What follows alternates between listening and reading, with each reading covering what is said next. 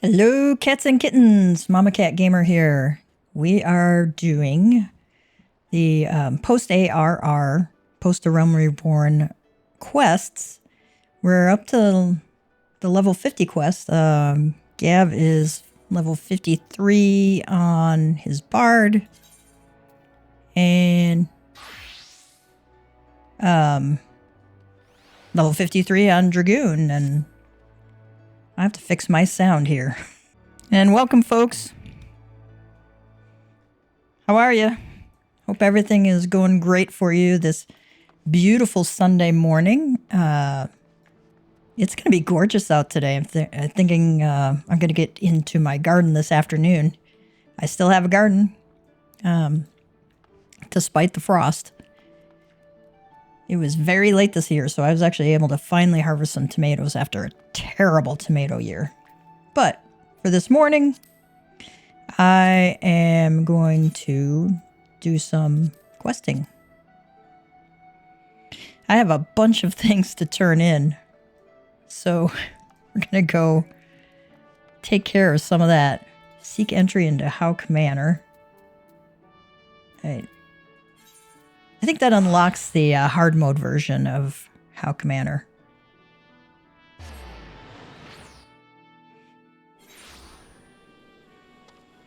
And we finally have flying. Oh my gosh, thank God.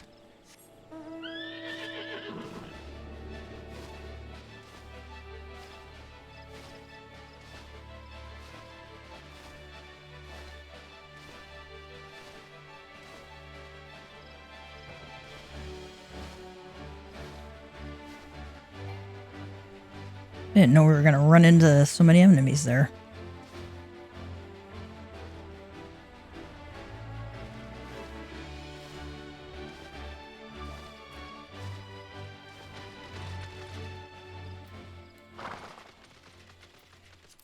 All right, and for this one, when you're doing let's see, Maniac Manor, you don't click on the entrance here because that's for the duty. You click on this sparkly stuff here on the door. I forgot to eat my eggs. Oh, I don't get any rewards for it anyway, other than some gil.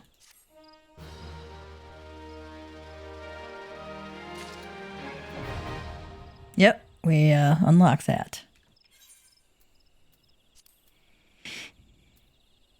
Ghosts of Amdapur. Out of sight, out of mind. Out of sight, out of mind. Instead of out of sight, out of mind. Speak with Arl at Halatali. I picked up a whole bunch of these blue quests right after finishing ARR. There's like a ton of them inside Rising Stones in Mordona. And they unlock various dungeons. Ifrit bleeds, we can kill it. Fear and Odin. Bad Bladder. Speak with Gulthrit at Etat's Spire. Well, let's go do that since we're in the area.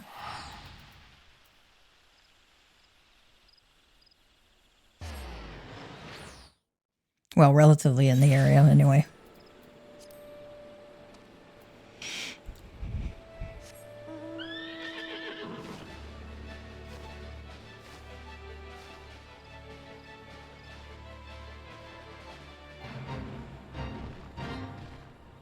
I can't see Jack flying through these trees.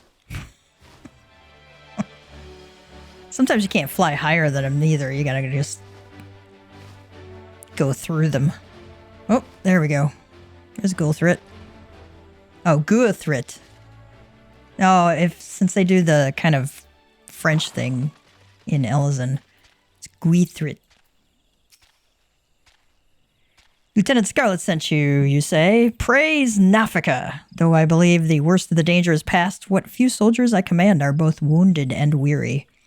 'Twas a well-placed shaft that was our salvation. A private's arrow managed to punch a hole clear through the balloon's air bladders, forcing the Ixali vessel to flounder down into the trees. You could hear the squawking from here. I must admit, however, to feeling a moment of dread at the thought of the war balloon slipping past and drifting over the city walls. Thank the gods and a certain private that such a fate did not come to pass. Nevertheless, we are in no shape to repel the Ixal should they prove able to press the attack. Pray head north into Peace Garden and see what has become of their downed craft.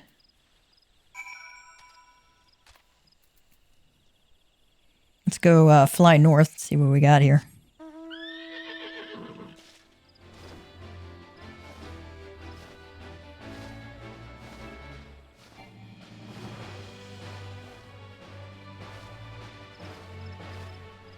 Ah, I see. Oh.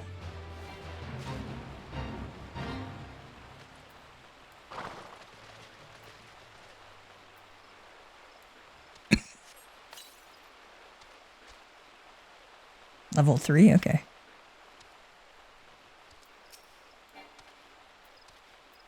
Oh. He's on my,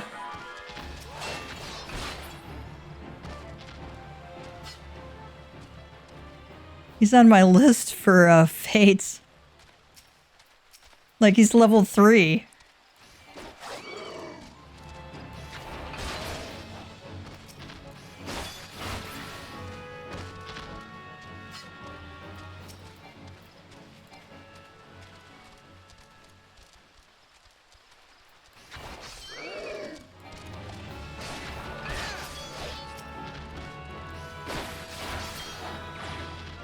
Nice.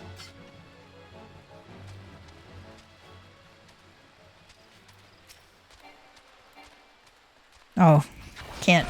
I was trying to hit him with a ranged skill. Well, that was convenient. That saved me from having to go kill some level 21 versions. We got that one out of the way of the level 3 stuff. Here's our war balloon debris.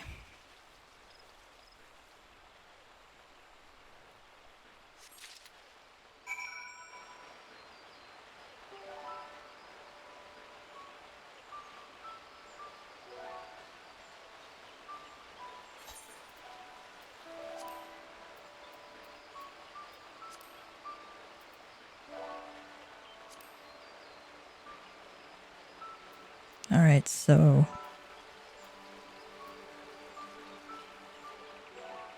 Alright, the hard part of this is, like, get so many of these, can't keep track of them.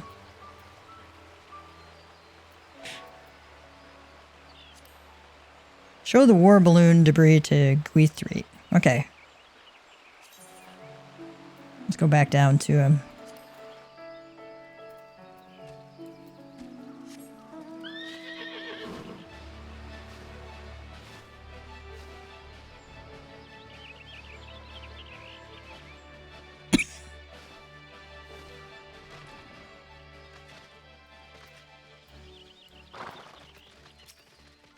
Did you find the downed balloon? Was the vessel yet sound? War balloon debris. A gnarled slab of wreckage retrieved from a grounded Ixali war balloon. I'm not sure if this came from the Birdman's craft or is part of another contraption entirely. There can, however, be no doubt that it is of Ixali design. War balloons such as the one you saw were invented by the Ixal to assert their dominance over the skies. These vessels allow them to avoid our ground-based patrols and infiltrate the Twelveswood with impunity. And the Beastmen use them not only for acts of war, but also to haul away the trees felled by their ever-expanding logging operations. 'Twas to combat this unwelcome and destructive presence that we built guard towers throughout the forest, though I imagine the Ixal were quite displeased to find our borders thus reinforced. In fact, the primary purpose of this day's attack may well have been the destruction of Etat's spire itself. I'm torn, Gav. We must not weaken our defenses here, but I would be certain our enemy does not lurk nearby, awaiting an opportunity for sabotage. I would ask you to once more visit the crash site and search the surrounding area for signs of our foes. I pray that my concerns are not more than the ancient workings of a tired mind. Alright, let's go back and go see what we can find.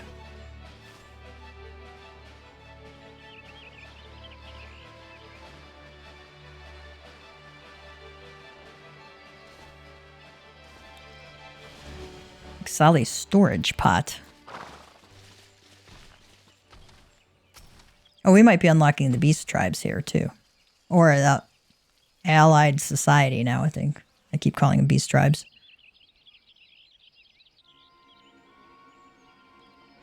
Squawk, get away from there, no feathers. Ours to dismantle, war balloon is. Touch what is ours, you must not. Rights of salvage, yes? Rights of salvage. Enough, so much screeching and cawing when threatened nothing featherless one has. Squawk. Chief Totolock.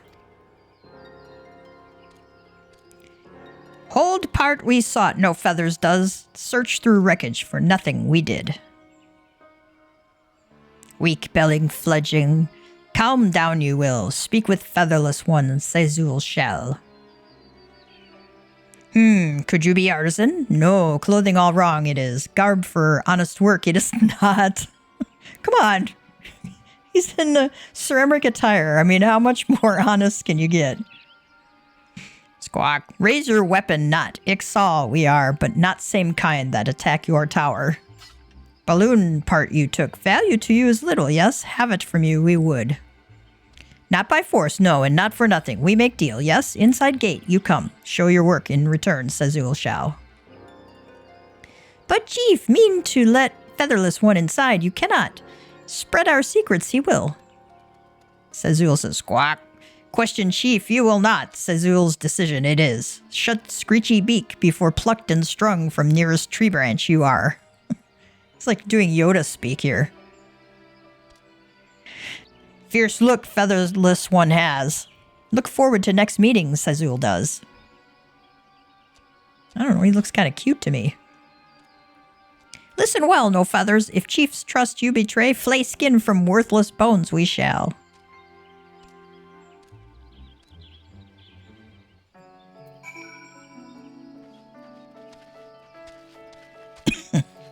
Excuse me.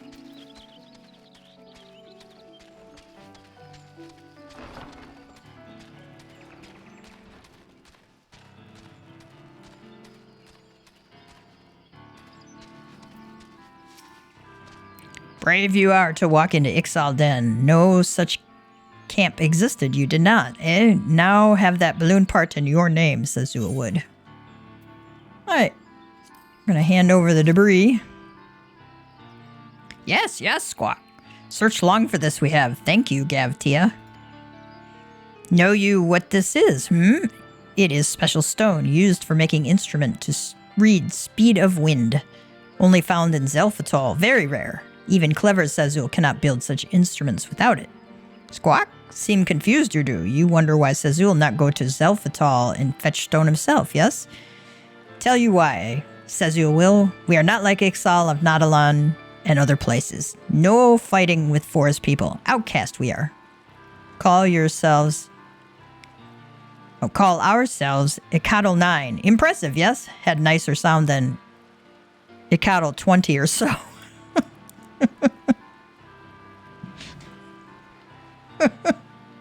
I don't know why that's so funny, but it is. But one purpose we have to flee. One purpose we have to fly free like wind. For war with forest people or pleasing greedy goddess, we care not. Fixed on the heavens our eyes are. And I still need to go eat my eggs. Quest sync. Certain quests employ an automatic level adjustment system known as Quest Sync, which adjusts the difficulty and XP rewards to your current level. Please note that when accepting certain quests, a message will appear indicating that you may not proceed with a class or job that is different from when you accepted the quest. In this case, changing your class or job will prevent completion of the quest's objectives. So basically, if you're trying to level a job, but it's not your main job, and you're using, say, a quest like this, you have to switch back to the one you picked up the quest on. Reaching for Cloud 9. Oh, I have to have a Disciple of the Hand. Okay. Well, we're gonna skip that for now.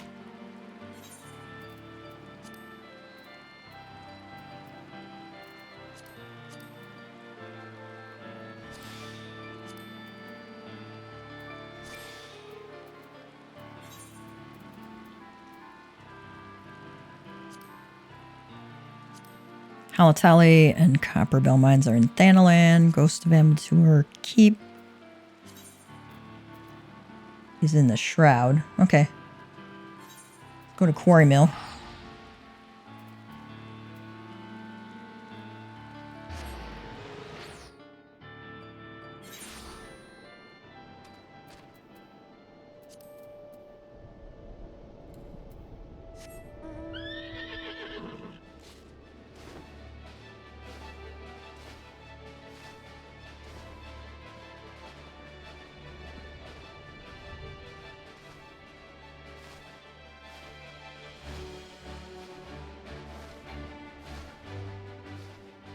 There we go.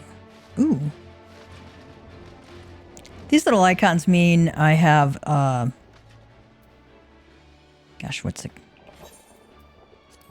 They are in my mark bills. So we may as well kill them while we're here.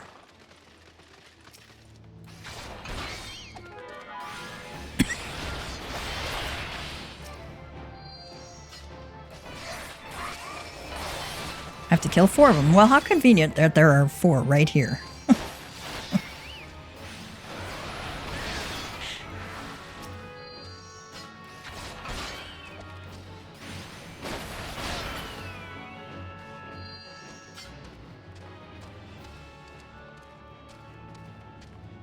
I'll pick up hunt marks or hunt bills or whatever. Just to be able to, you know, do them as I come across them. I don't really work too hard on it. Some people do. I mean, you get some nice rewards for them, especially at the highest levels. So they're worth doing at higher levels if you need, like, bicolor gems. Here at Nedrick's recommendation, then you must not be without skill. That said, it is my duty to warn you of the dangers that await. This fortress was built by the Amdapori, an ancient people who rose to power upon arcane knowledge. During the heyday of their civilization, they built magnificent structures such as this. Alas, that splendor has long faded into memory, and the keep has become a lair for the Lambs of Dalamud, a doomsday cult. Okay, if I'm going to have doomsday cult, I'm going to have it like, you know, be something really scary, like the evil denizens of Dalamud, not lambs of Dalamud. Some of the cultists have even succeeded in summoning Voidsent, and we Wood Whalers welcome capable adventurers who would be willing to keep their numbers in check.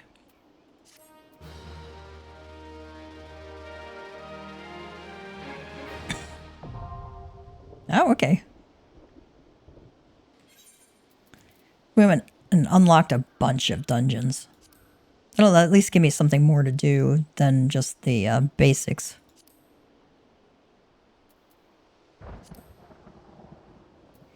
Alright, we gotta go with the Waking Sands is in Thanalan, so let's use the Vesper Bay tickets to go to Thanalan.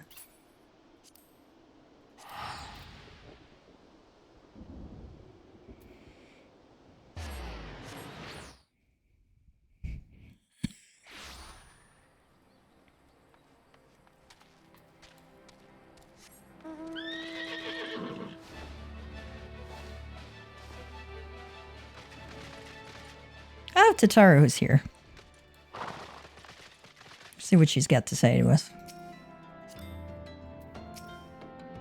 The Garlean threat may have abated, but there is no end to the work we Scions do. In our own unique ways, may every one of us continue striving to make a better Eorzea. Awesome, Tataru.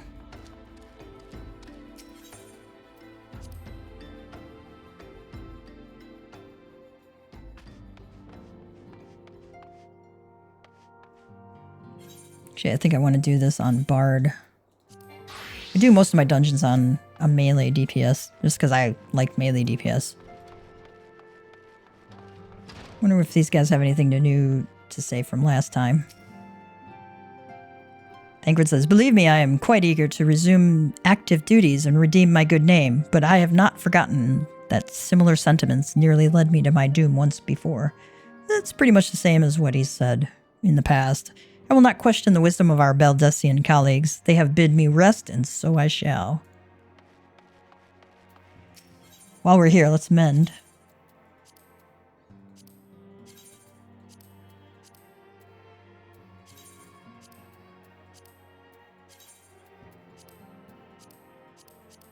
Ooh. Used to be you had to like click these and go down like that. Now you can just hit this little arrow button here. Which is like, I was so glad they put that feature in. It sounds like a dumb thing, but it's a nice quality of life. Nice quality of life improvement.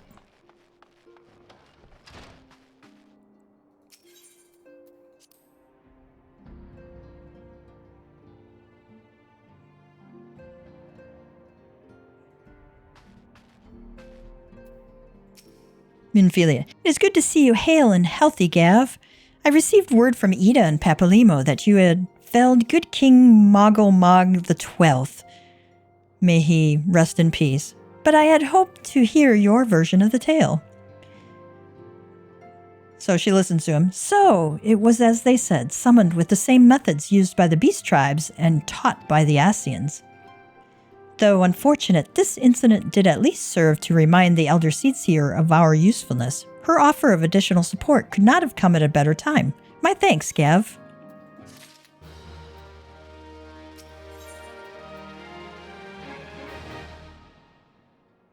I'm not sure why she's on the ground, but okay. The time has come at last to leave Vesper Bay, and Minfilia would apprise you of the final details of the move. Owing to the tireless efforts of all concerned, we are at long last ready to bid farewell to Vesper Bay. So as to avoid drawing undue attention, we shall make the journey to Revenant's Toll in small groups, departing at irregular intervals. Lest you doubt, it is still my intention to conduct future operations openly, but on this particular occasion, the need for caution overrides all other concerns. To move north as one ponderous caravan would only serve to invite attack. It seemed only right that I should be the last to leave, and I would have you remain with me until the end, Gav. Upon my departure, the Waking Sands will formally cease to be our headquarters, and the premises will be given into the care of Urianger. I had thought to relinquish the property, but he was quite adamant, and I had not the heart to disagree. These walls have borne witness to some of the brightest and darkest moments in our order's history. Mayhap it is best that we do not forsake them entirely. Urianger shall remain here and devote his energies to studying the nature of primals. By the grace of the 12, he will one day discover the permanent solution that we have sought for so long. Of course, he will not be alone. Alize shall continue to work closely with him as well. Should they require our assistance, I have their assurances that they will not hesitate to contact us. Speaking of Urianger, would you inquire of him if any tasks remain undone? I cannot escape the feeling that I have forgotten something important.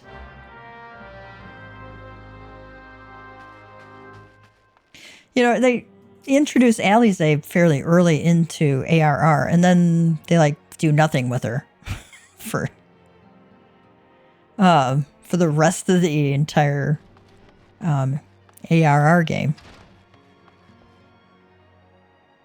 Seeing if there's anybody else to talk to.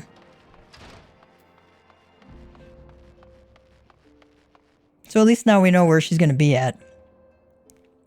Urianger says, "Thou art ever welcome, Gav, but I require no assistance. Pray, take thy leave unburdened by concern for my well-being. Verily, thy countenance bespeaks a desire to quit this place without further delay. Mayhap thou thinkest this chapter of our tale concluded, that these halls should rightly be consigned to the annals of history? In man's eagerness to seize the future, how readily he doth set down the past. Full many a proud pioneer hath bravely stridden into the great unknown, only to find there the banner of his ancestor, faded by the eons. And still man glorieth in his discoveries. 'Tis through his pride that wisdom doth ever give way to ignorance, while they who lurk in shadow remain hidden, lost no sooner than they are found."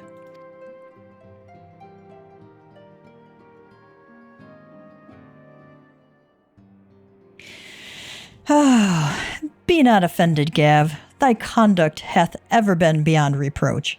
Despite thy surpassing strength and all thy many victories, thou hast never been so convinced of thine own greatness as to imagine thyself above the failings of thy forebears. Mayhap it is the echo which hath openeth thine eyes to the lessons of history. Would that the same could be said of... Ooh, we got a cutscene.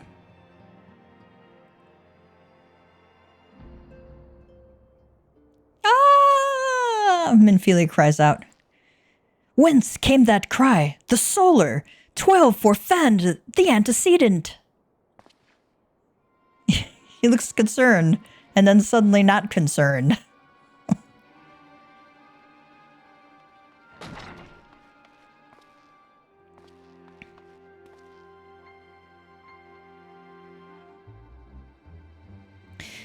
Give, you must.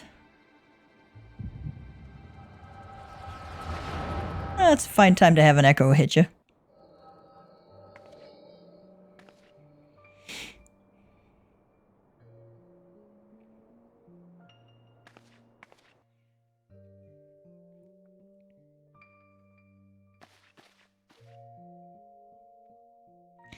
Tell me, Louisoix, would you have done the same?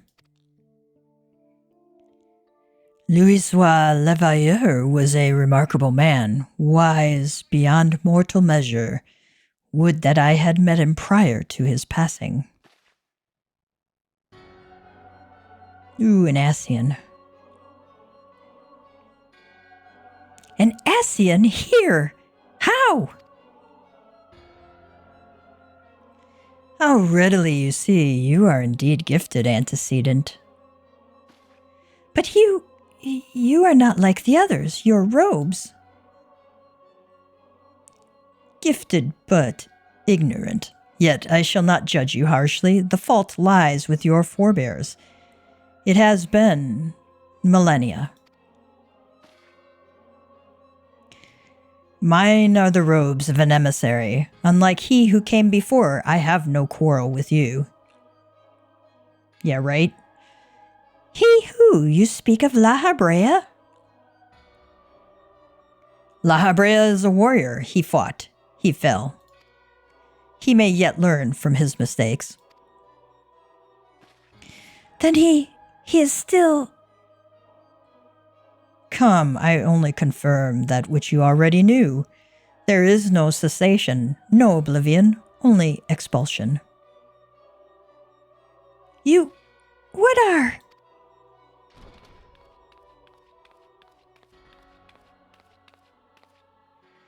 Tatara says, we're ready when you are, my lady, if there's nothing else. Is something the matter? I feel the same way. After everything that's happened here, it feels strange to leave, but I'm sure we'll get used to Revenant's toll. Well, I'll let you say your goodbyes. Take as long as you like, my lady. We shall depart whenever you're ready.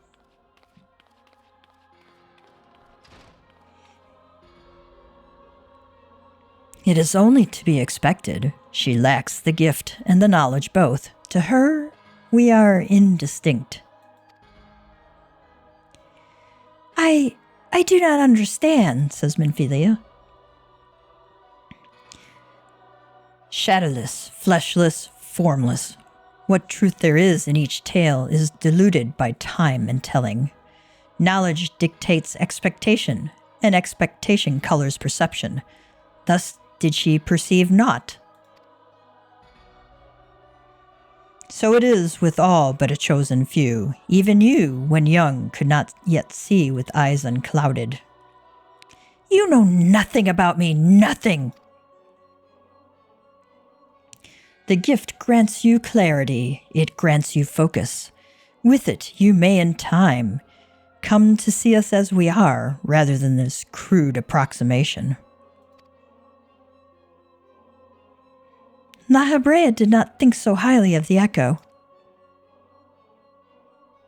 La Habrea is wrong about a great many things. The echo is indeed a gift, albeit one you have yet to master. And if we did? There will be no strife between our peoples, for we would be of one mind.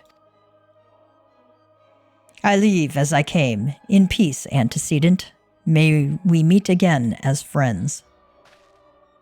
Wait! Stay where you are! Ah! Mayhap I was indelicate. 'Tis a mercy she shields her children from his grace with such resolve. Oh, how interesting.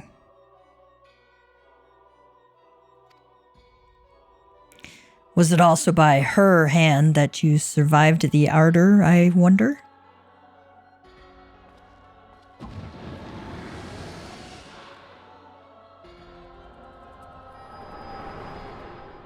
I don't know what the ardor is. Oh. Minfilia says, I take it there is no need to explain. Save your concern, he did me no lasting harm. Whatever his intention was, it was not to kill.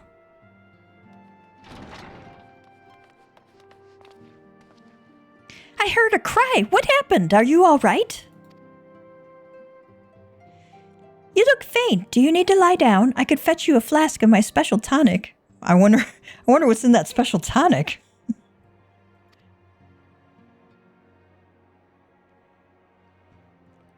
Ariange, send word to the students of Baldessian. Tell them to scour the archives, the forbidden tomes in particular.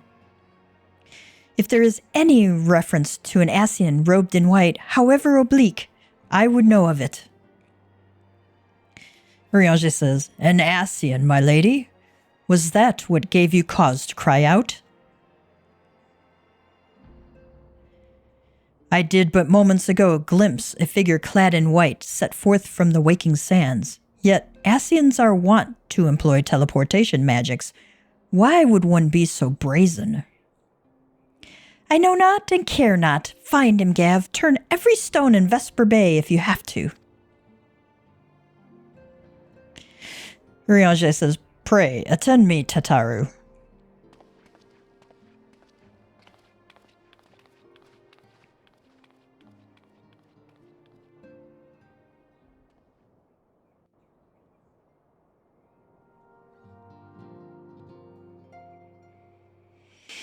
Let's see if she has anything new. He speaks of peace, but I know his words belie his true intent. Quickly, Gav, do not let him escape. Let's see what the Ascian is up to.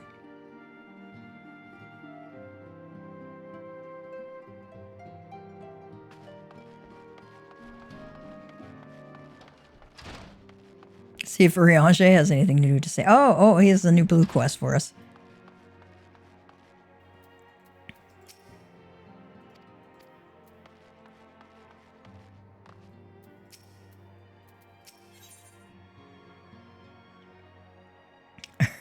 Ariange wishes to speak with you about the royal return of good King Mogulmog XII.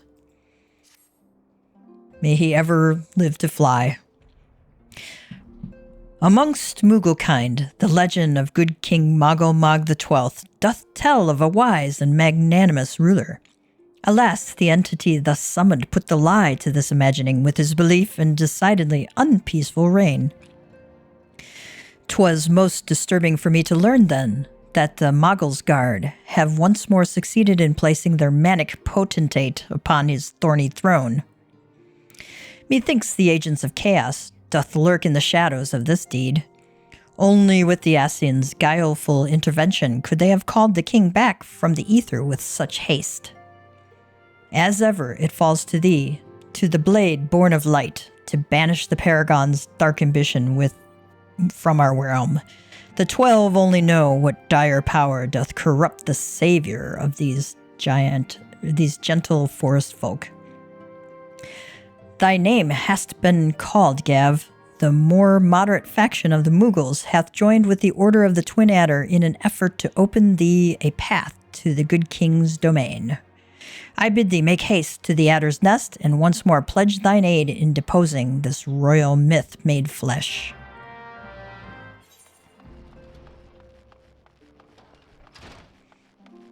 So somewhere out here in Vesper Bay.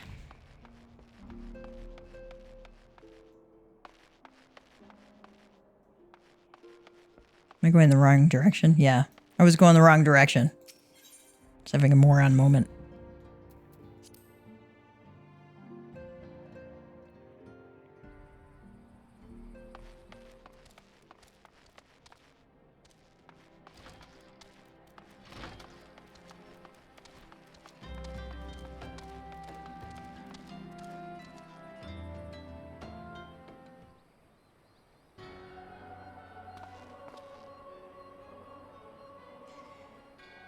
I am told that you are the warrior of light, but I would know for myself. Is he going to stick his hand in us again, like he did with Minfilia? I shall walk north, and you may choose to follow. Know, however, that you will be waylaid if you do. You may even perish. Should you survive, we shall speak anon. Oh, thanks. You might die on the trip up, but after that, we'll talk. Okay. Alright, I got my trusty chocobo, I got my food buff on.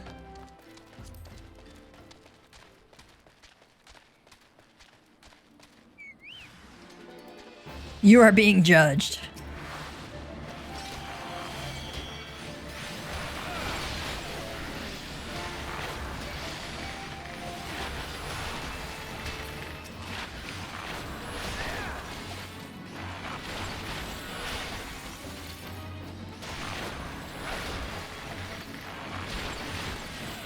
I'll let Cardinal take the other one out. I dotted him up for him.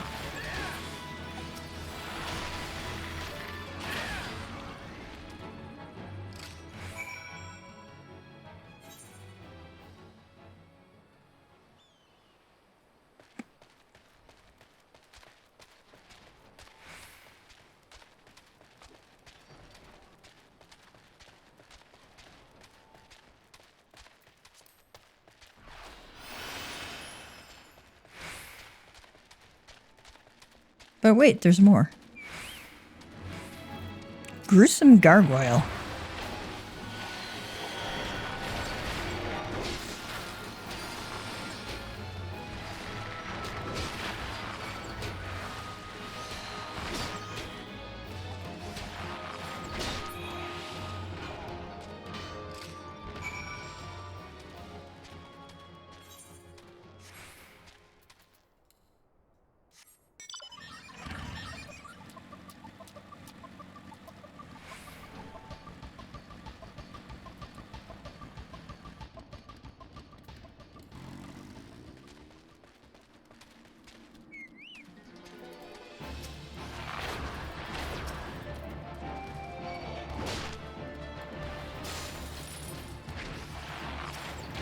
Ah, I didn't mean to hit that guy. I had him stunned.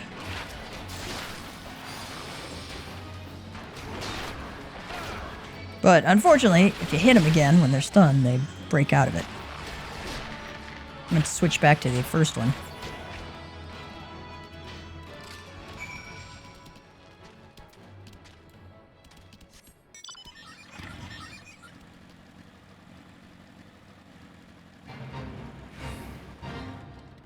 Daddy long legs.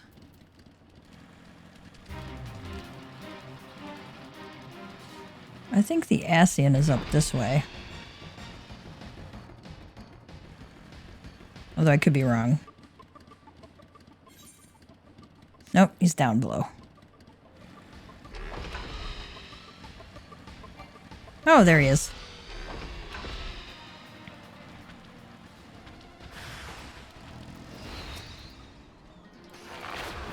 Oh, take out the Conjurer first.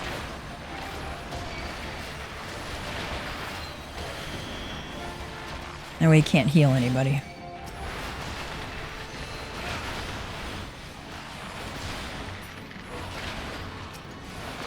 Ooh, I didn't realize there was one behind me.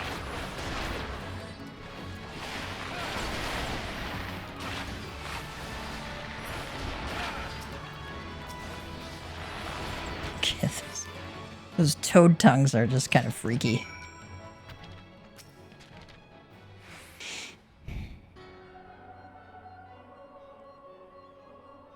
Remarkable. Truly remarkable. I thank you for granting me this indulgence. None save he who bested La Habrea could endure such an examination.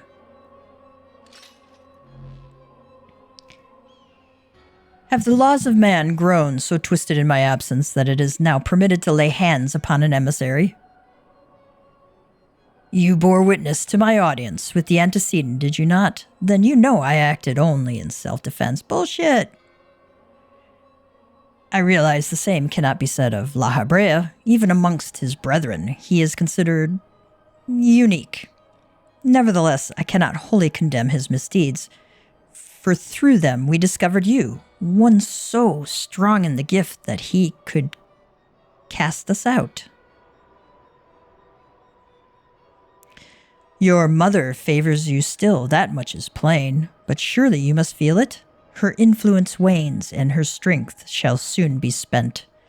These lands, these people, this world, all shall soon change. As it was, so shall it be again, as it should always have been. Doubt my claims and question my motives, if you will. Only believe me when I say this. I am Elidibus, emissary, bearer of the word of the one true God, and we shall meet again. That's an evil little smile there.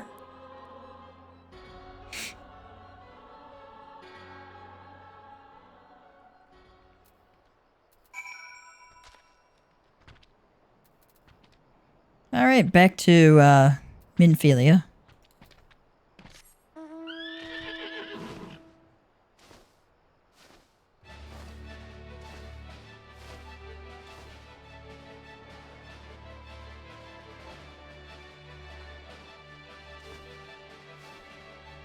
Oop, can't go that way.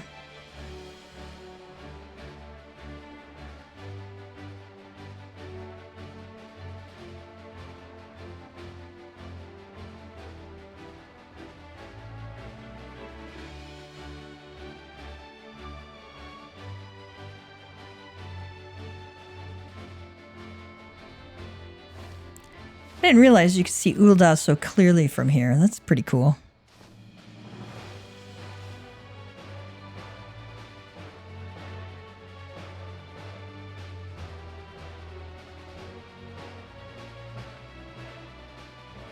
Oh, you know what? While we're here, seeing as we're right by the Copperbell Mines, let's talk to Stone Torch. An adventurer, baseless rumors notwithstanding, I can assure you that your meager talents are not needed here. No Hecatan cares have returned to the mines, and even if they had, the Stone Torches would be seeing to the threat swiftly and ably, as is our wont. I know not what you just heard, but it is most certainly not the tortured scream of some unfortunate miner being consigned to the maw of a bloodthirsty giant birthed from the god-forsaken depths. Oh, seven hells, it's true, all of it. We thought we had seen the last of them, but we were wrong. Horribly, dreadfully wrong. Let down our guard, we did, and now Copperbell is overrun with a damn legion of the fiends, each one nastier than the last. We've lost scores of our men to the chaos. The few that have returned alive claim that even the once docile Spriggans have gone mad, falling upon the poor miners in droves. So much for being harbingers of wealth and fortune, eh? The Stone Torches are loath to lean on the strength of outsiders, but I cannot in good conscience place full pride before the lives of good men any longer. You reclaimed these mines once. The Torches, nay, the entire nation of Ul'dah, would be forever in your debt if you could perform the deed again. I beg of you, friend, banish those fiends to the depths, that they may never resurface. Okay. I'm just going to use an Aetheryte ticket. Seeing as I, flew the entire opposite direction from where I needed to go. Gotta love it.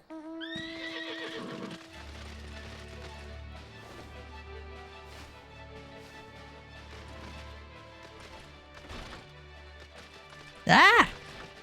Tried to walk. Does Tataru have anything new to say? Where were you, Gav? Did you find the man in white? Oh, what am I doing? The antecedent is waiting for you.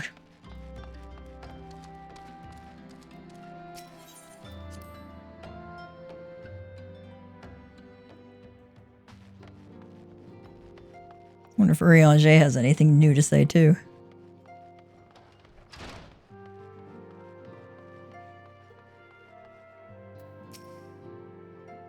By the 12's good grace, thou hast returned. The antecedent waiteth for thee. Hie thee to her side without further delay. That's, real people speak for, hey, she's waiting for you, go see her.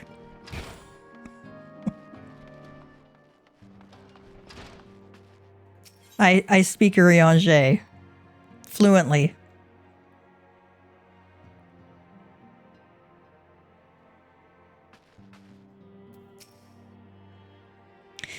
Thank the gods you've returned, Gav. After you left, I began to worry that I might have sent you to your doom.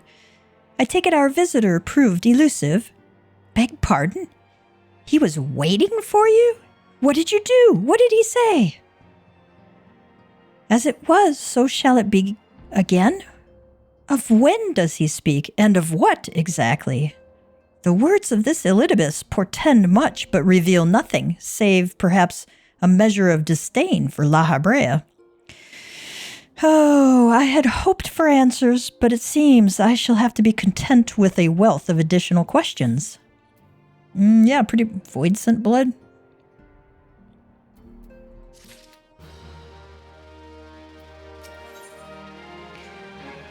Minfilia has a final favor to ask of you. Let us set aside the matter of this Ascian until after we have completed our move to the Rising Stones. There is but one final favor I would ask of you before I depart. I believe I mentioned before that my father was a member of the Alamegan Resistance. The truth, however, is more complicated than that. As far as the Empire knew, he was their spy. He maintained the deception for nigh on half a decade, furnishing the Resistance with vital Imperial secrets while feeding his paymasters subtly conceived misinformation. When he died some 15 years ago, my father left behind his journal, which I have closely guarded ever since.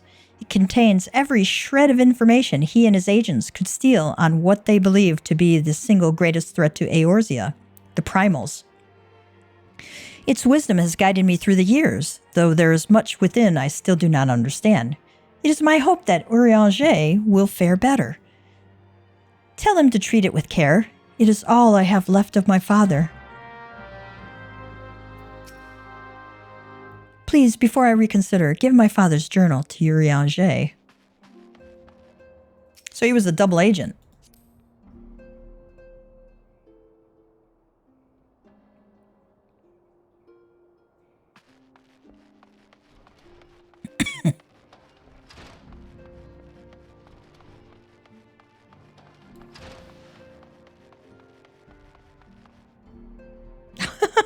I'm floating in air here. Let's keep it up. I thought thee departed. To what end dost thou linger? So that's real people speak for why are you still here? Warburton's journal. I didn't know the last name was Warburton. Or his name was Warburton. I wonder if that's like the actor or something. The legacy of Minfilia's father, who perished in the parade incident of 1562 when a Gubu broke free of its magical fetters and ran amok through the streets of Ul'dah, contains a wealth of stolen Imperial research on the Primals as well as other information which has yet to be deciphered. Really? He died from a Gubu attack? That's sad. Now you know that, why you read little quest texts like that. You find out all sorts of interesting little details. The father's final bequest, the daughter's lifelong labor.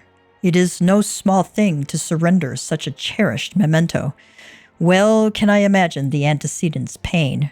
Upon mine honor, I swear to spare no effort in the study of these materials, lest my lady's sacrifice be in vain.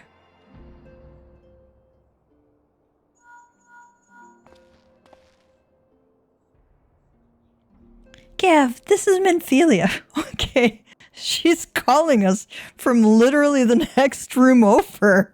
I don't know why she couldn't come talk to us. Gav, this is Minphilia. Forgive me, but I could wait no longer. I have departed for the Rising Stones. Like, you couldn't come in and say goodbye before you left to give us this message. If you have yet to... Once you have given the journal to Urianger, I bid you come to the 7th heaven in Revenant's Toll. Tataru will be there to show you inside our new headquarters. Assuming you have already attuned to it, you may wish to make use of our new aetherite in Revenant's Toll. After all, it is right on our doorstep. I did that a long time ago when I unlocked Orm Vale. Thou hast been summoned to the Rising Stones, yes? Then keep not thy fellows waiting. That's Urianger speak for, hey dude, they're waiting for you, get over there. Right.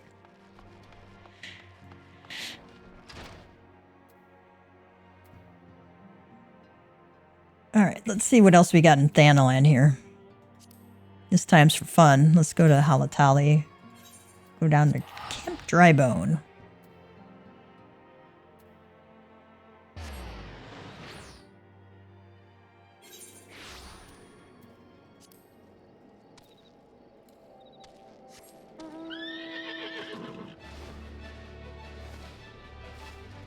I like how they, put little details on top of things you're never going to walk on unless you are hopping off a mount, It's just really nice attention to detail.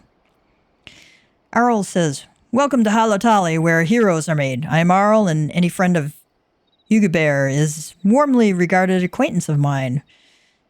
Didn't mention he used to tread the sands, did he? Been trying to get that smooth-talking son of a Hydra to take up the gladiator trade again, but gets easily distracted, Huguebear does. Now, I'll wager he didn't put 2 and 2 together when he heard your name. You're the lad Fafajani over there was talking about, aren't you? Ha! I knew it. The liberator of Halatali himself. Thanks to you, we've made it nice and deadly in there again. That makes me feel better. Gotta restore the Coliseum games to what they were. It's no lap of luxury, I warn you. Place could use some more freshening up, and there are some lurking crawlies that need a good killing, but the brass blades are on that detail. So, what do you say? Care to experience the new and improved training grounds? We'd be honored to have the Liberator of Halatali return as a challenger.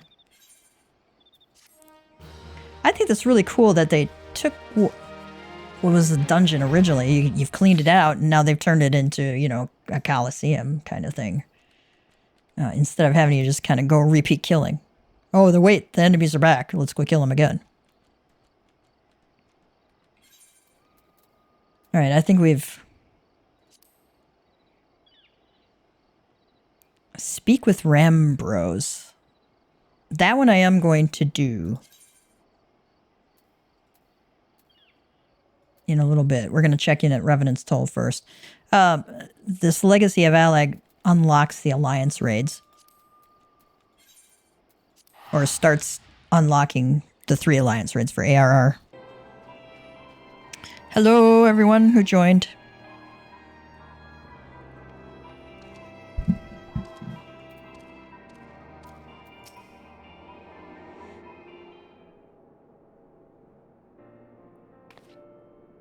Oh, Gav, you're here. Good, good. We were all wondering when you'd show up. Slaphorn. As I was just telling your restive receptionist here, I'm pleased to inform you that all the documents have been prepared and all signatures signed. The Rising Stones is officially yours. Hopefully they didn't have to go through as much paperwork as you do when you buy a house. Oh my god. Splendid! From this day forward, I will spare no effort in seeing that it is as welcoming and comfortable a home for us as the Waking Sands ever was. That said, this is all somewhat intimidating, is it not? So many unfamiliar places and unfamiliar faces. Take that odd-looking fellow over there, for example. He's been eyeing us most suspiciously ever since we arrived. I cannot help but wonder if we are truly safe here. Oh, nice. So, if I hadn't already talked to this guy, Tataru would have pointed him out. Slaftborn says, that man. Can't say I've spoken to him yet, myself, but rumor has it he's come to hunt for ancient treasures in the Crystal Tower. You've seen the structure I speak of? No? It'd be hard to miss it. That massive pillar of shining crystal that looms high over the land just to the southeast of here. If the tales are to be believed, it's a remnant of some ancient civilization. The details remain a mystery, and that's no doubt why it's drawn adventurers and scholars from all over looking to unearth its secrets. That man over there is no exception, and if my instincts are true, he knows more than most. If you're curious about that tower yourself, you could do worse than to speak to him and see what he knows. Why, if I weren't otherwise occupied with my duties here, I'd have half a mind to join you. I mean, just look at it. I can scarce begin to imagine what wonders lie inside. That's a hint. Go check out the Crystal Tower. Got good stuff in it. Why, that's wonderful to hear. Rest assured that this receptionist will work just as hard to see that our efforts do not skip a beat despite the relocation. And with that, Gav, I do believe it's time you officially announced your presence to everyone inside. The antecedent and the others will surely be overjoyed to see you.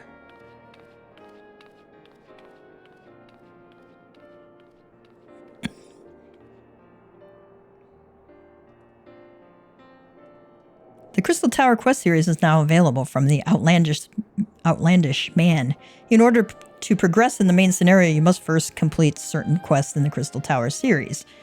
While you are granted a respite from your duties as a scion, use your time to probe the depths of the Crystal Tower and see what ancient secrets may be gleaned. You actually absolutely have to have it done to, I think, go into Shadowbringers. Let's see if he has anything new to say, because I already picked up his quest earlier. It is St. Koinak's Find to which you must travel. Seek out the man known as Rambros and learn what treasures and dangers await you. But first, we are going to speak with Minfilia in the Rising Zones.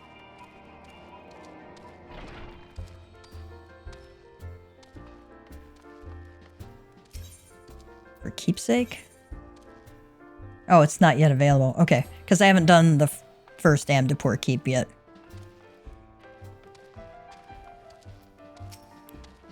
Welcome to our new home, the Rising Stones. Isn't it lovely? But why are you standing out here? But why are you standing around here talking to me? Everybody is waiting for you inside.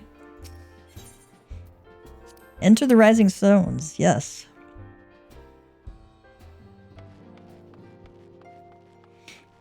Oh, everybody's like, here. Cool today. Let's see what he has to say. I did not realize the Scions had moved until I arrived in Vesper Bay. Thankfully, Urianger was kind enough to direct me here. I know I've only just joined, but if there's anything I can do to help, please let me know.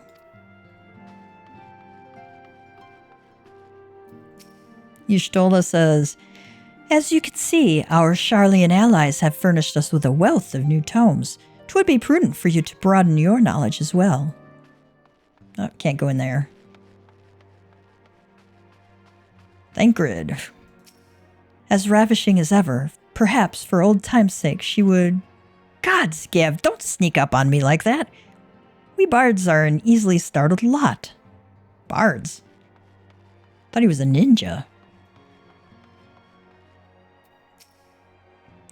Oh, the horror. The horror. Hoary Boulder?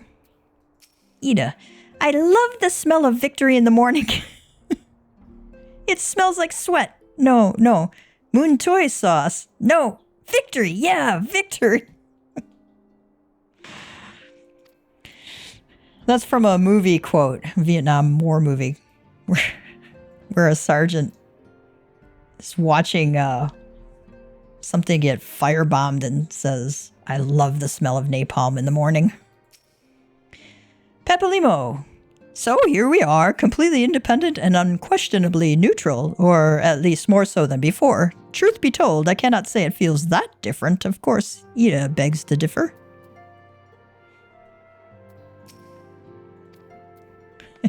Victory smells like victory.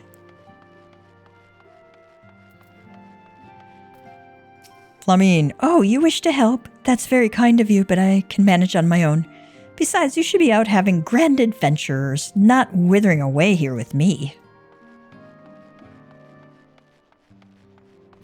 Elfino, is it not wonderful, Gav? Nary a single presumptuous merchant has darkened our door.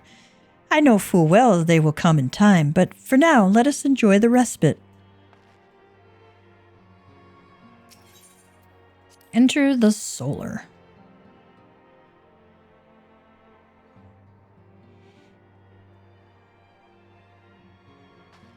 There's like people in here and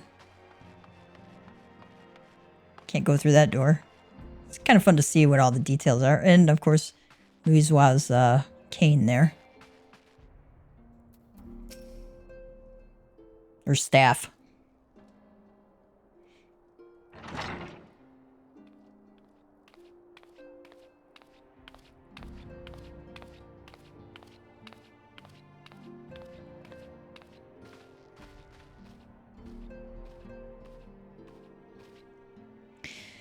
Well, it is certainly spacious.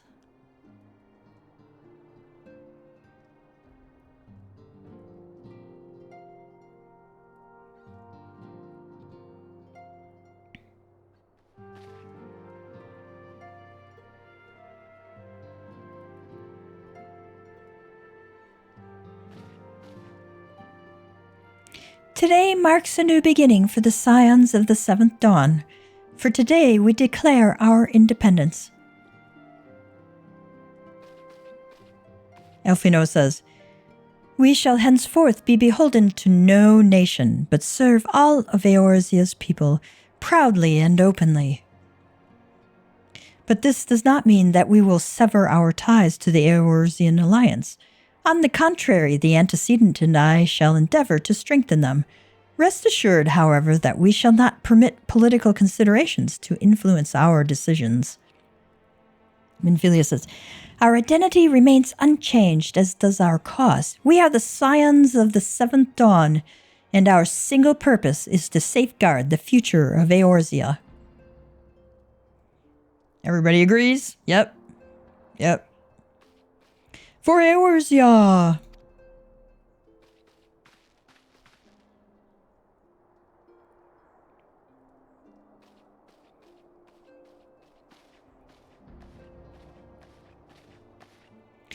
A moment of your time, Gav. I would speak of Elidibus.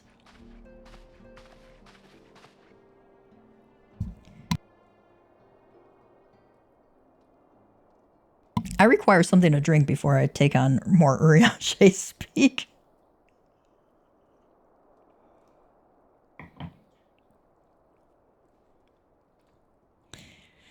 Pardon the intrusion, my lady, but the matter which bringeth me will admit no delay.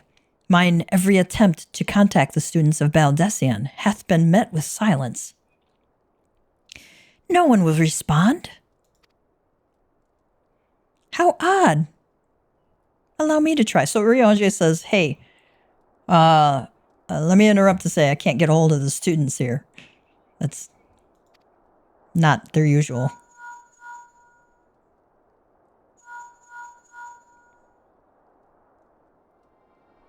No response. Surely they would not ignore us.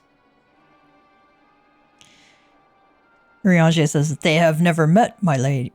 Sorry, let me try that again. They have never yet, my lady. I fear we must assume the worst. No, no, I will not believe it. An outpost, perhaps, but not their headquarters. Their wards are beyond circumvention. Had they come under attack, they would most certainly have raised the alarm. None could penetrate their sanctum unnoticed. But for those who lack the gift and the knowledge both, oh no. Contact their agents in the field at once. If aught has befallen the students of Baldessian, they may know of it. Though the thought of it pains me, until such time as we have evidence to the contrary, we can but assume the worst. Accordingly, we must needs seek another source of information on Elidibus. Urianger says, 'Tis possible that others in the homeland are possessed of such knowledge. Be fairly warned, however, they are unlike to yield it unconditionally. Yeah. Okay, there are other people who have the information, but it comes with a price. Minfilia says, do what you must.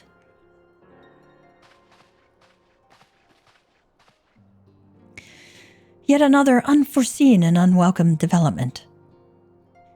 What could be next, I wonder? A visit from a crimson-clad Ascian, perhaps? Or ochre, or puce? Could we not choose more conventional colors like yellow and pink, okay?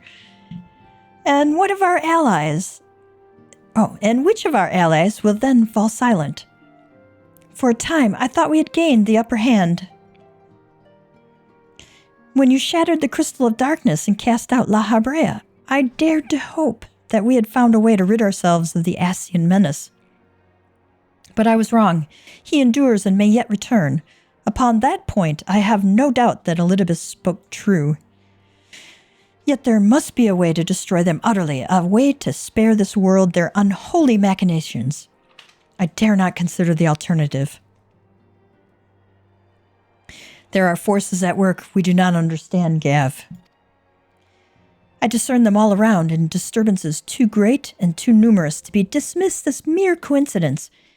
Doubtless the paragons are involved, but how and to what end is far from clear. I know not what will come, but I do know that we will rise and meet it as one. Ah, my stalwart hero, your face is a picture of resolve. I know that you will be ready when the time comes. With luck, however, that will not be for a while yet. Pray return to your private affairs with my blessing. Should anything arise, you will be informed.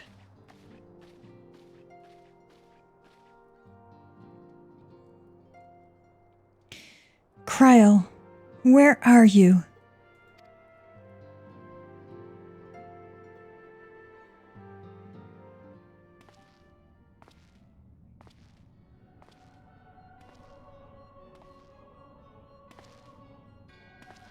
Nabrialis says, your intervention was not foretold.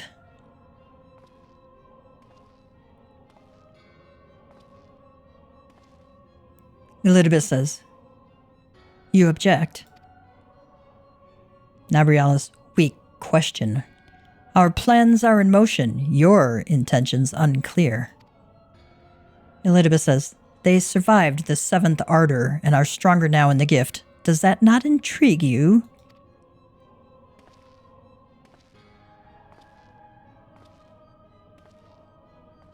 No, it does not. Elidibus says, serve as you will, so too shall I. We labor not at cross purposes.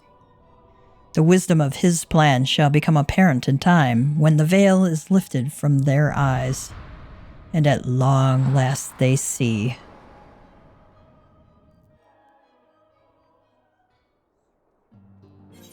So yeah, we're still bad guys.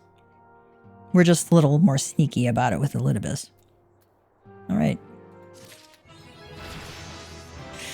I can now accept the next job. Oh, I need to go do those. I want to do that one in particular before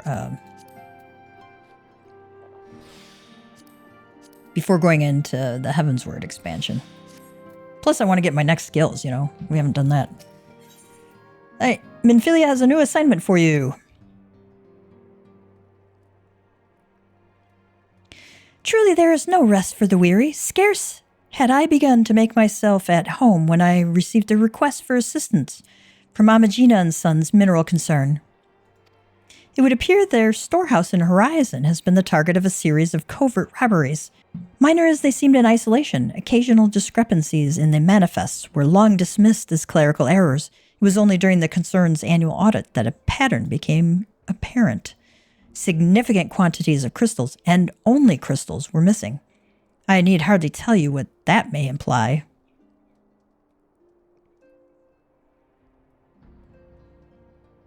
The brass blades charged with investigating the thefts believe that someone within the concern is selling the crystals for profit. Alas, they have as yet been unable to identify a likely suspect, and the concern's proprietors have grown frustrated by their lack of progress. Needless to say, I would not have agreed to intervene had the stolen goods been of merely monetary value. If there is even a possibility that the thief acts not out of self-interest but in service to a primal, we can ill afford to wait for the blades to realize their mistake. Pray depart for Horizon at your earliest convenience. Rendezvous with Y'shtola when you arrive. She and Thancred have already begun a preliminary investigation. I have every confidence that the three of you will get to the bottom of these thefts. I only hope our fears prove unfounded when you do.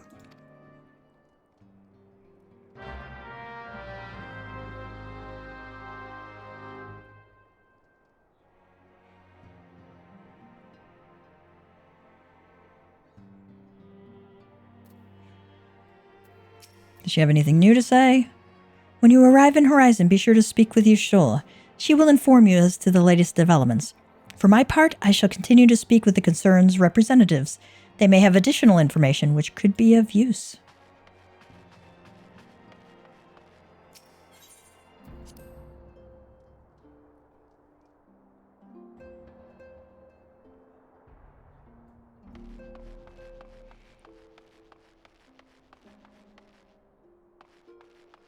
I wonder what Tataru has to say. It's just like tripping out on that chair there. I take it you've come to study the tomes as well? It is very, very important to broaden your knowledge, as Y'shtola says. Take me with you, Gav, please. I said I wanted to take on greater responsibilities, but I didn't expect her to heap tomes on my desk in response. Requiem for the Fallen.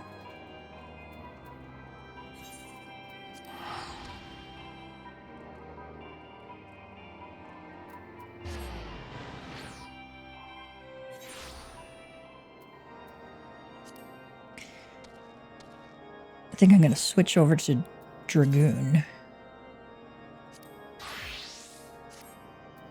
Into the Dragon's Maw. Alright, both of these are in Central Kurthus Islands.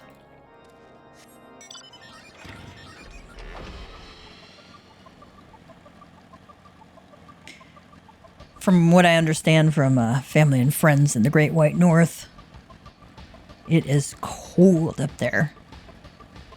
I heard it's 25 below zero Fahrenheit, which is getting close to 27 below Celsius, I guess. At that point, it doesn't matter. It's too freaking cold.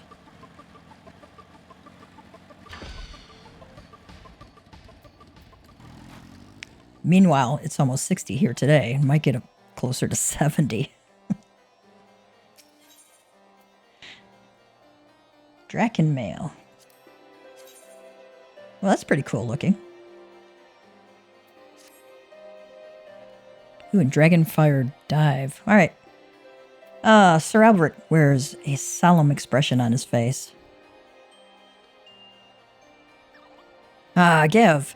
An urgent message arrived from Estinian in your absence. He bids you come at once to the Steel Vigil. It would seem Nidhogg is on the move, and rather sooner than we had anticipated. It appears you have not yet fully become master of the dragon within you, and yet we are racing against time. I fear we have no choice but to do battle to the best of your current abilities, and without the Draken Mail I promised. Now, let us away. Estinian must know the truth of Ferndale, lest he fall for the Great Worm's seduction.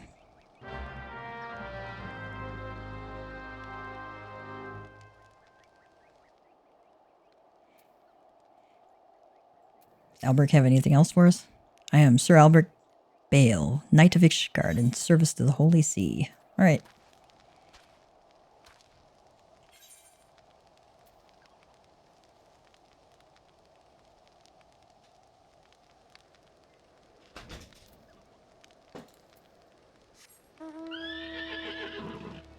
I'm actually going to go back up to Camp Dragonhead, because that'll be faster. Hey, hi. I just saw your message.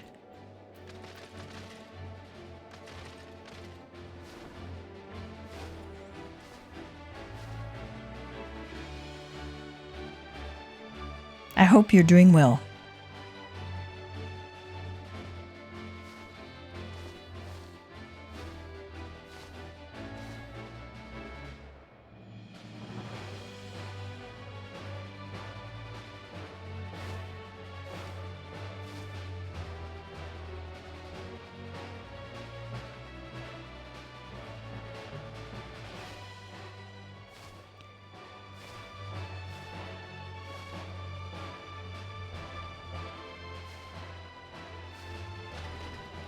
Ah.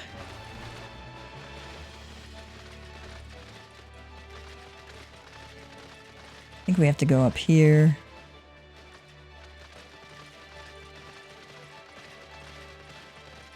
Oh, yep, there's Drill Malt.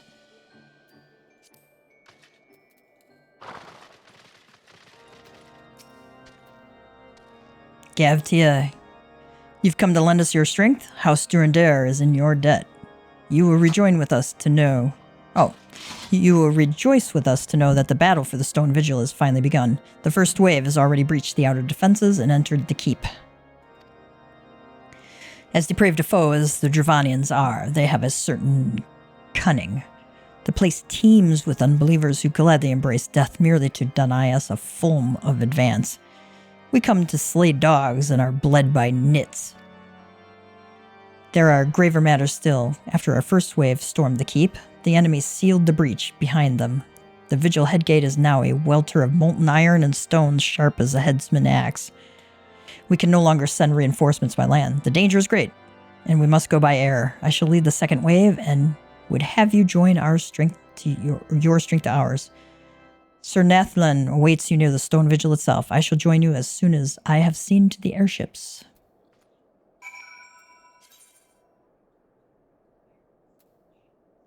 Oh, that's a different quest. Okay.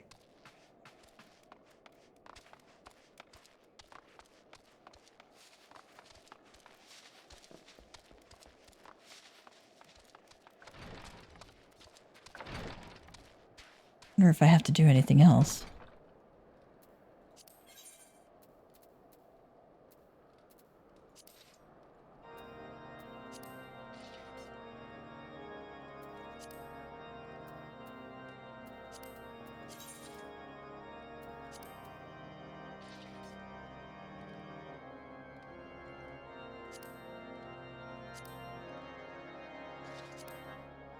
I think we got...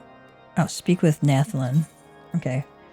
So that'll unlock Stone Vigil hard, I think. Question mark?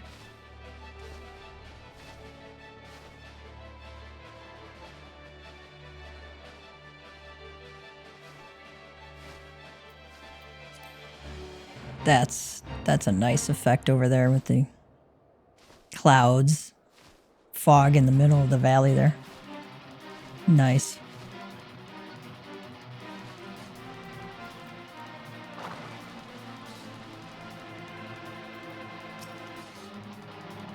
Hail, Gav. Lord Drillmont sent word. The airship will not be long coming, and then we charge. All White Brim Front knows your name, Gavtia, who penetrated the Stone Vigil's defenses. Why, to this very day, I remember the cheer that rang out when Why, to this very day, I remember the cheer that rang out when we'd heard you'd laid Isgibine low. Your presence here is tonic, pure tonic for the troops. Too long have the damned dragons desecrated our keep. Halone willing, the Stone Vigil shall return to Ishgard before this day is out. Yep.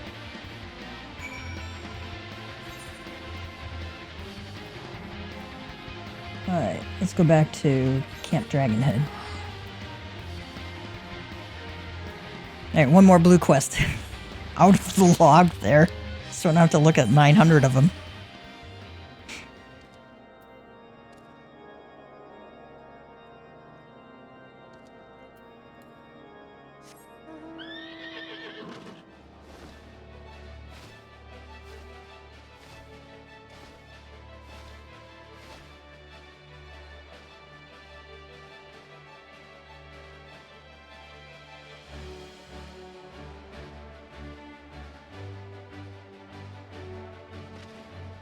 Oh, this looks like an instance thing.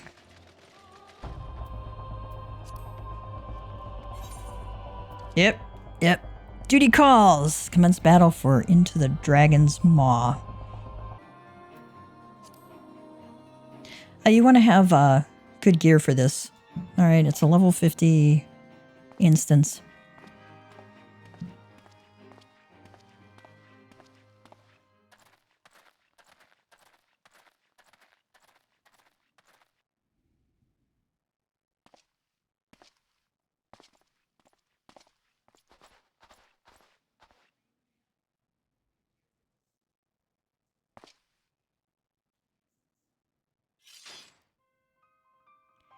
Albric, I've waited long for this day.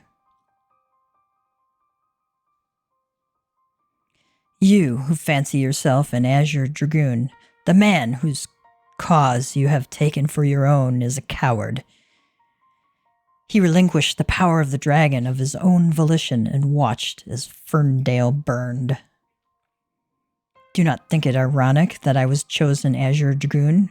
I, an orphan who has naught to value to protect in Ishgard.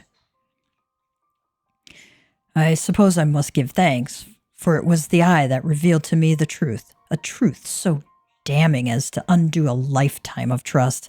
I loved you as a father, but I can ill forgive you for Ferndale. As I understand it, you've kept even the Archbishop in the dark regarding the missing eye. Do you mean to take your shame to your grave? But I waste my breath. Prepare yourself, old man, for I shall lay to waste all the things you hold dear, and once I'm finished with you, I shall do what no azure dragoon has succeeded in doing. I shall claim Nidhogg's head.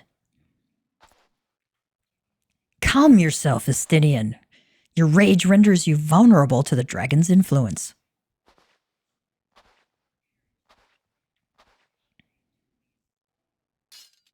Estinian says, Gav. In you, I thought I had found kindred, someone beside whom I could fight the great worm. It is with a heavy heart that I relinquish that dream. Your affection for this coward has rendered you deaf to your own destiny. Very well.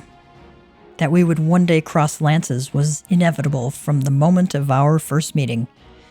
As we shall now find out who is the eye's true chosen, there can be only one.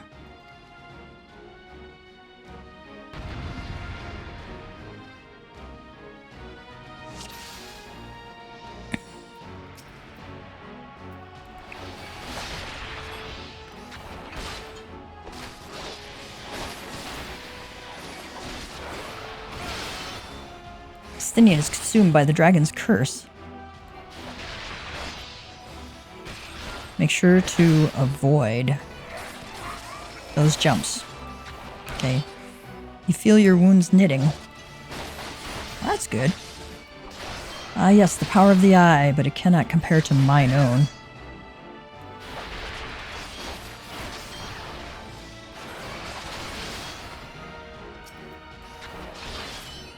Oh, wow, that died quick.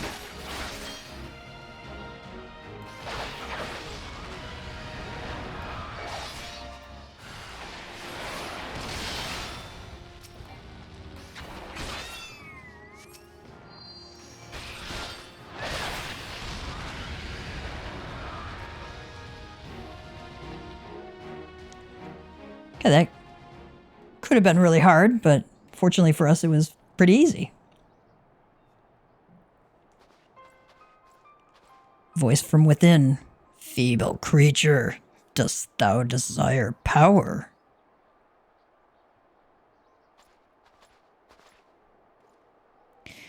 Look to thine anger and to thy hatred. It is there that thou shalt find it. Estinian says, O mighty Nidhogg, Lord of Dragons.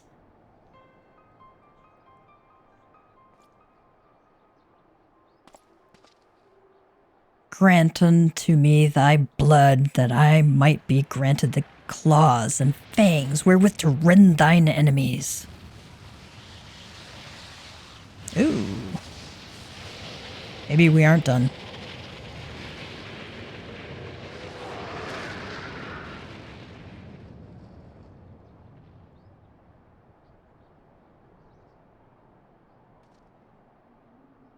Gav? This is impossible. It cannot be. Oh, that's... Oh, nice.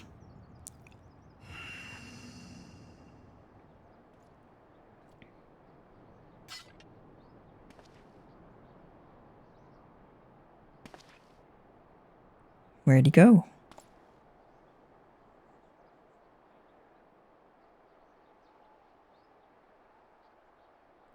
Forgive me, Estinian.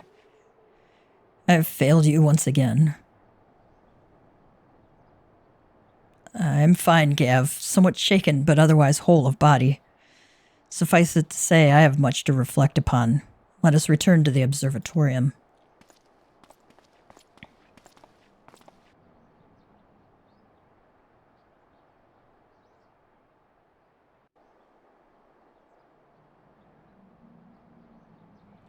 The soul of the dragoon.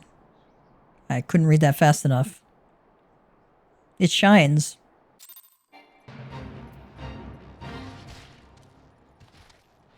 Alright, we are off to speak with Alberic.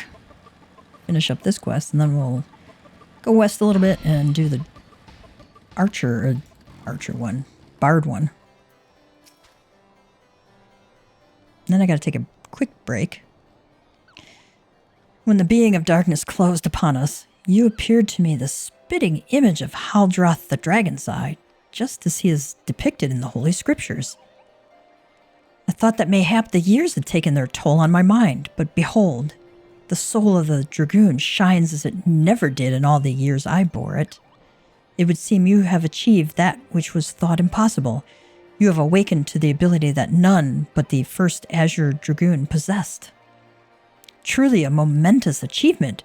I can still scarce believe that you were able to summon the selfsame Drakenmail worn by Haldroth. To think that it had been sealed within the soul crystal all this time. I have borne witness to many and more wonders over the years, yet none compares to you, my young dragoon. Could it be that you are... Mark not my mutterings. I am certain that it was your indomitable sense of justice that resonated with the spirit of the first Azure Dragoon, prompting him to bestow the armor upon you. Yes, that is doubtless what happened. Probably not, but yeah, we'll go with it for now. As the being of darkness faded, so too did Nidhogg's aura subside, and now his kind have ceased their stirring. Whether this was compelled by your awakening, I cannot say. I suspect we will learn the truth of it eventually. Estinian, my dear boy, whatever becomes of him, he will ever be as a son to me. I pray that he is somewhere out there still, and that he has not wholly forgotten the great man he once was. When that darkness brushed against me, the self-same torrent of emotions swept over me as those I experienced 20 summers past. But there was something else besides. There was a voice, and it lamented the rift that divides dragons and men. You will come to comprehend what I speak in due time. Till then, Gav, I pray that you will ever use your newfound strength in the name of justice.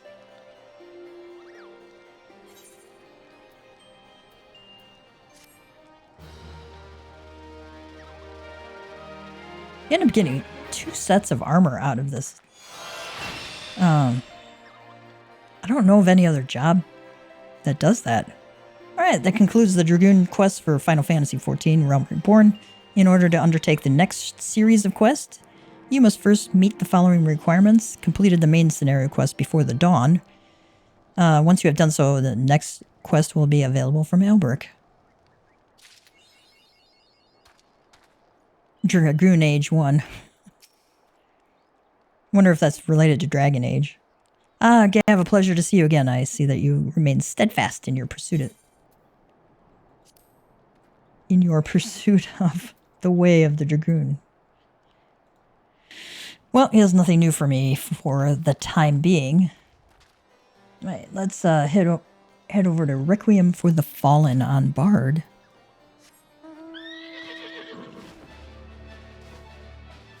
I think of all the job quests in ARR, Dragoon is my favorite so far.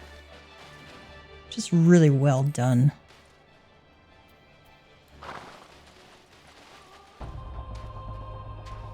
Got 20 minutes left on Cardinal.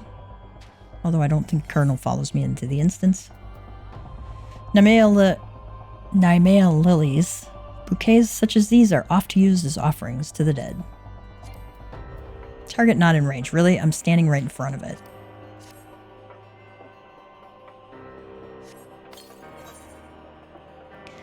Level sync is in effect. If you are above the max allowed level, it will be synced as followed. Level 50. And again, it's good to have the tombstone armor if you can at all equip it. Because that's the best you can get at the moment. Unless you buy something on market board.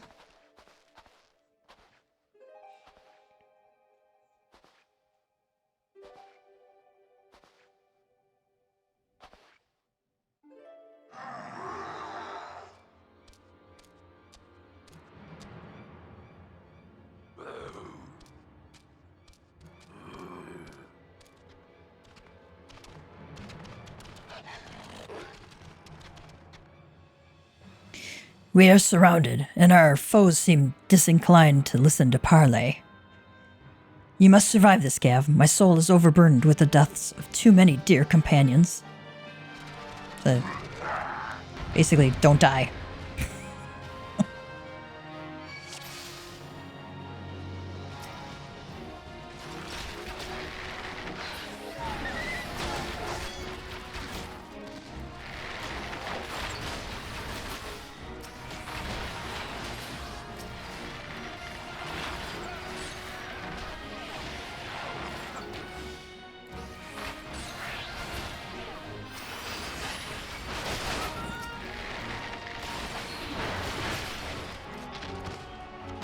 Gav, to my side.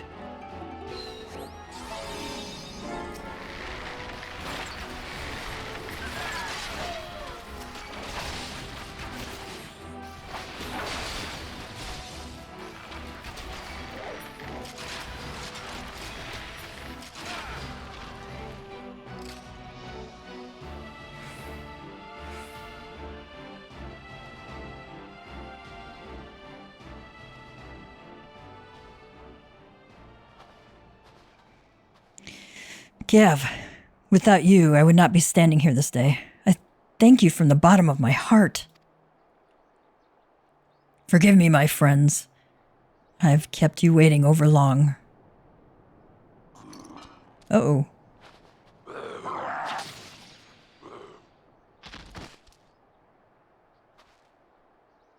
Oh, he did it. The Keeper be praised. I can wield a bow once more.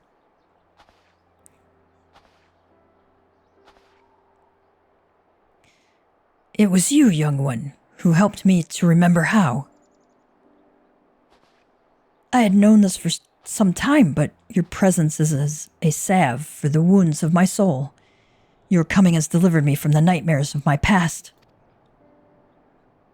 My worthy successor, to you I entrust the final piece of the choral attire.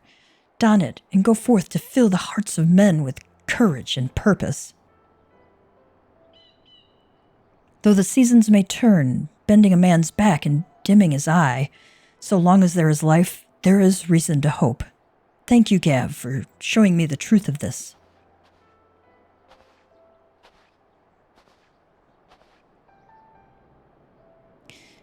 With the blood of my comrades upon my hands, to simply draw breath racked me with such guilt as I could not bear. But the time for mourning is past.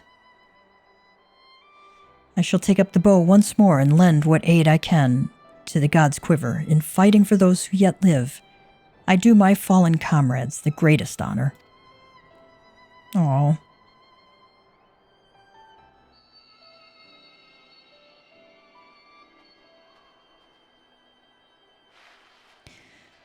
Yet another melody resounds within you, I see. Then there is naught more I can impart to you. As equals, let us together give praise to life and all the joy that it brings.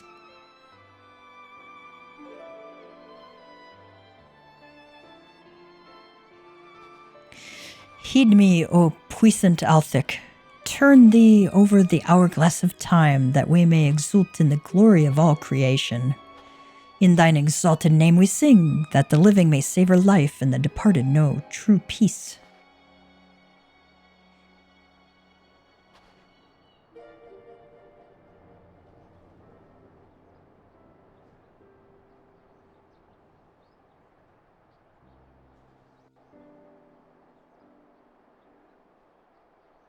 Your compassion unlocks echoes of an ancient melody within you.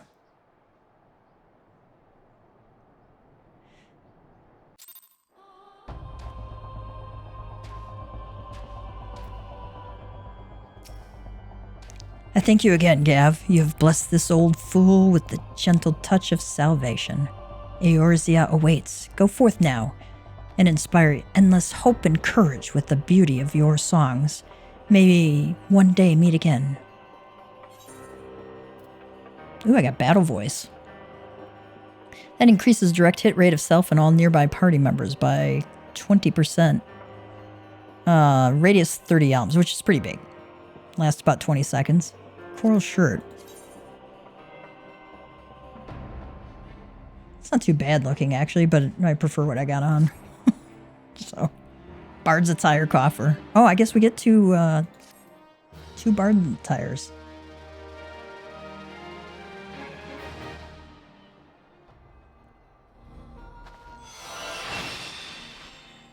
Those are going to go into our glamour dresser. This concludes the Bard quest for Final Fantasy XIV: A Realm Reborn. In order to undertake the next series of quests, you must first meet the following requirements. Complete the main scenario quest before the dawn. Once you have done so, the next Bard quest will be available from Jahantil.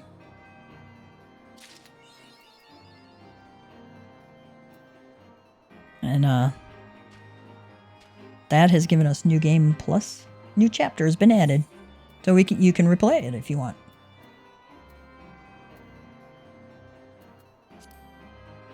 Still waters. We have to go to Horizon. Alright, we're gonna port over there and get out of any danger zones. Gonna take a quick break. One of these days I'm gonna get one of those BRB screens or something like that. I still am learning how to do all this streaming stuff. It's a lot of fun though. A lot of fun. I will be right back. A friend of mine posted something. Something he noticed is that a lot of mobs in that solo duty have a full circle around them instead of a partial circle with the rear notch taken out. Okay. In the absence of the rear notch, you can land positionals at any angle and you don't have to move to the flank or rear to get full potency out of your attacks. Melee DPS love the full circle. Yes, we do. And at the same time, if a boss fight has the full circle, it can get boring, lol. I've actually seen an argument that for fights like that, rear positional attacks should only land full potency if they're made from any position except the flank, so either front or rear, and that it could be indicated by having a debuff on the boss that simply states that attacks from the front will count as if made from the rear, just to make it a little less boring for some. I could see that being a thing in like Savage mode or some other high level kind of duty. Not duty. High level kind of raid or trial or something like that. Somebody in our FC chat said, I'm addicted to brake fluid, but it's okay because I can stop at any time.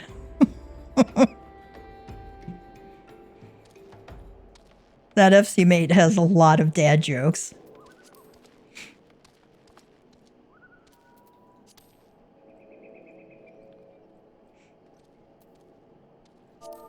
I'm gonna let him know.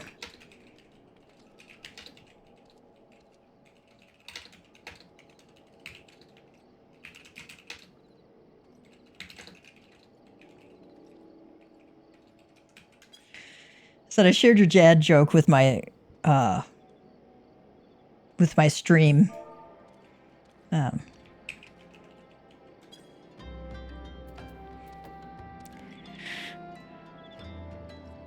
see what he says.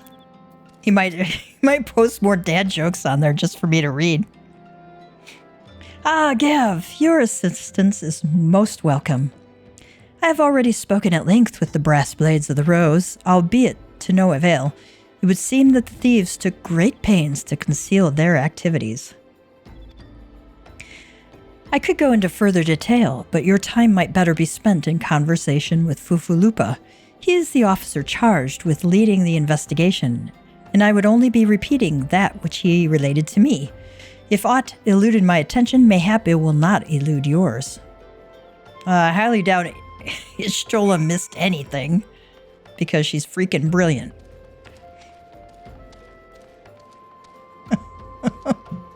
The FC mate said, "Excellent. The groans from these stupid jokes sustains me."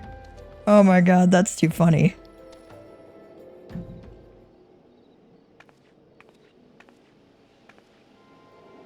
"Oh, hello there, Gav, was it? Y'shtola said to expect you.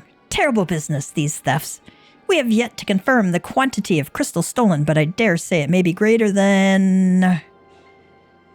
but never mind that. I have news to share. A short while ago, the driver of a heavily laden carriage refused to halt for inspection and broke through one of our checkpoints on the Royal Allegan Sunway.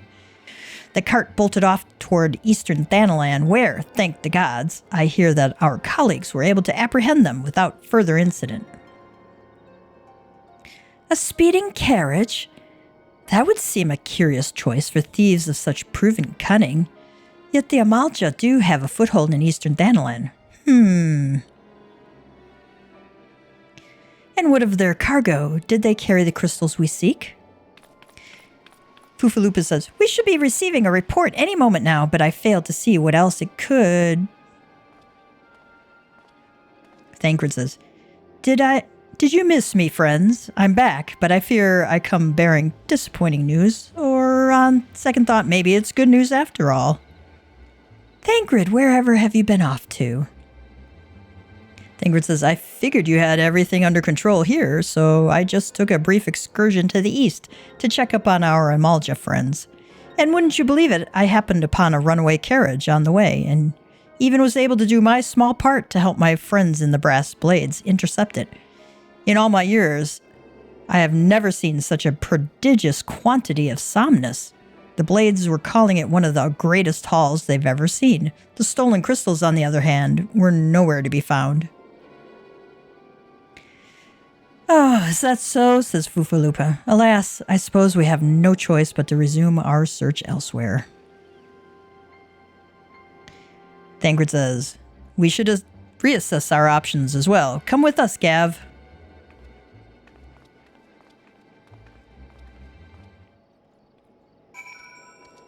Wonder what Y'shtola has to say there. And so we find ourselves back where we began. What have I overlooked?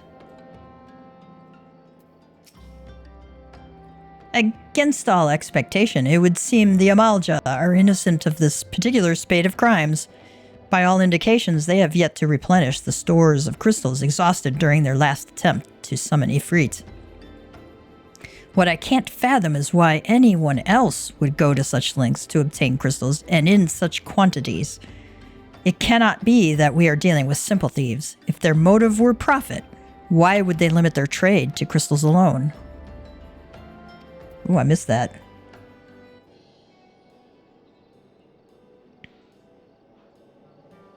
Now then.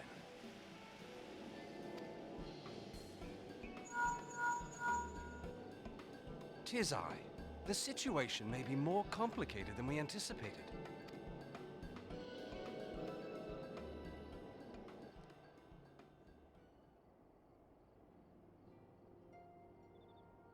Indeed, I shall remain watchful.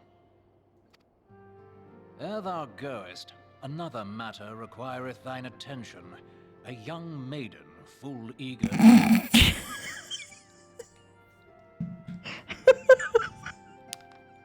Ariache, before you go, we got another problem on our hand. There's a chick who's eager to talk to you. Wherefore inquirest thou of her fairness? Oh, very well. Be she damsel or devil, I shall direct her steps to Revenant's Toll. So he's saying, Thancred, why are you asking me if she's hot? I'm sending her to you. Save thine insinuations for one given to such impropriety. Thou shalt not find me amenable.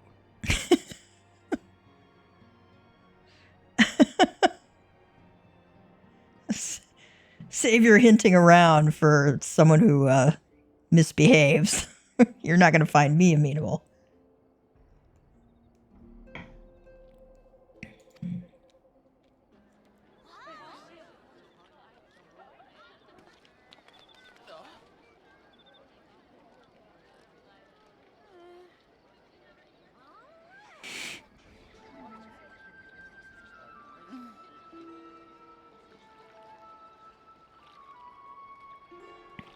Far across the sea from the land of Domar have we traveled. We seek audience with the ruler of these lands. Who here speaks for you?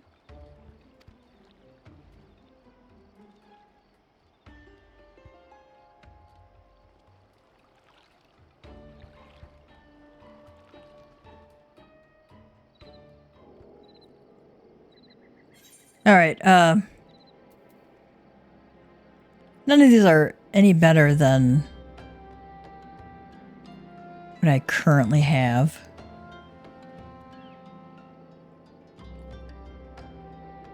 But I can put them on my I can put them on my retainers actually once they level up.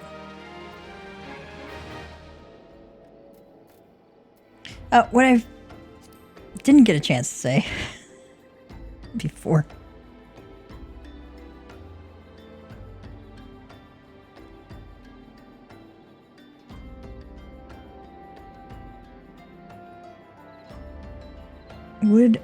What I cannot fathom is why anyone else would go to such lengths to obtain crystals and in such quantities. It cannot be that we are dealing with simple thieves. If their motive were profit, why would they limit their trade to crystals alone? Plainly, we are missing something. And Thancred then said, while you think about what it might be, I shall inform Urianger of our progress, or lack thereof. Now then. And then he went, 'tis I. The situation may be more complicated than we anticipated. Let me see if Ishol has something new. Jesus. Mayhap a more subtle approach is in order.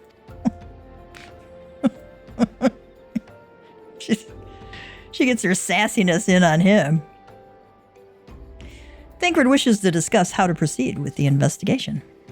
Any bright ideas? A solitary flash of insight? No? Well then, for want of a better suggestion, I say we try picking Fufulupa's brain again. Who knows, if we work together, we may yet find something of use nestled away within it.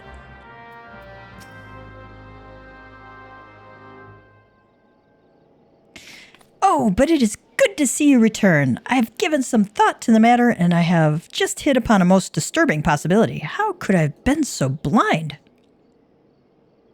Y'shtola says, calm yourself, Fufulupa. What is this disturbing possibility of which you speak? I was contemplating as to how the thieves' activities escaped our notice for so long, and then it came to me. What if there is someone among our own ranks conspiring with them? A traitor in our own midst? That's probably a good bet. Thancred says, it would be most unfortunate if your fears proved well-founded, Fufulupa. Y'shtola says, indeed. If for reasons of security the concern decided to transfer the remaining crystals stored in Horizon to another location, their plans would be discovered the moment the brass blades were informed. Thancred adds, but such a shipment would surely be well guarded. Would thieves as wily as ours risk open confrontation? Y'shtola says, mayhap not. But neither would the concern be eager to present them with such an obvious target. Nay, they might instead elect to carry out the transfer in secret, to entrust the goods to, let us say, a lone Mikote miner traveling without escort so as not to attract undue attention. Fufulupa says, but who? I see. Yes, the concern may well elect to do that, but to travel with so much cargo would be a strenuous task indeed, and this miner would certainly need to rest upon the way, mayhap north of the bridge to Hammerley? Thancred says, a fine spot for a rest. Would you not agree, Gav? Alas, the role of the Makote miner is taken. So you will lie in wait to the north, and I will do the same to the south. Ahem. Forgive me, my friends, but I have received new orders. I must inform my men at once. We're gonna lay a trap for the mole.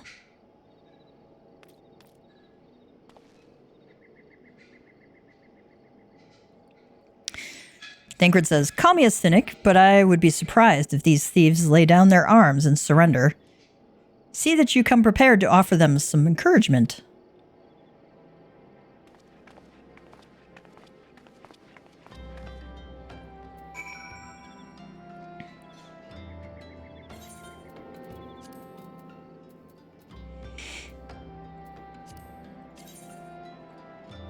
That's a pretty cool looking outfit there. Yeah.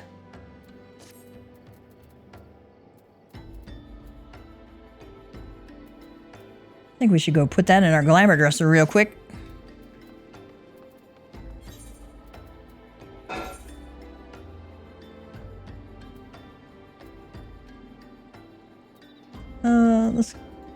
Let's just go back to Ul'dah. I'm gonna go to the Adventurers Guild and put these in my glamour dresser real quick. Get them out of my inventory. And maybe put a new glamour on because we can. Oh, that's a nice looking weapon back there.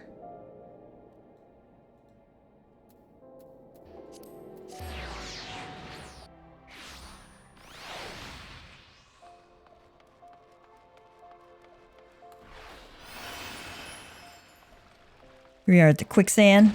Gonna go to the inn. I wonder what she has to say.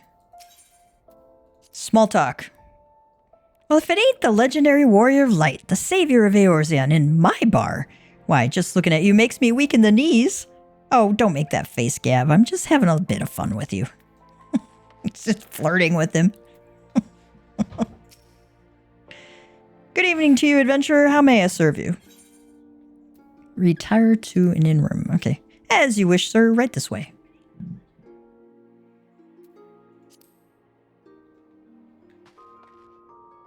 Okay, that music's going to put me to sleep. What else have I got here?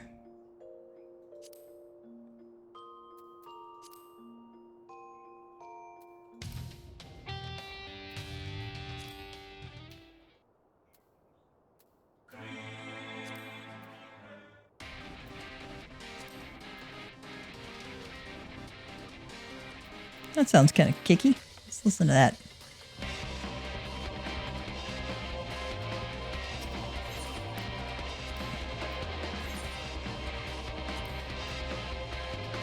I keep my glamour prisms in my chocobo saddlebag so I don't have to go to my retainer.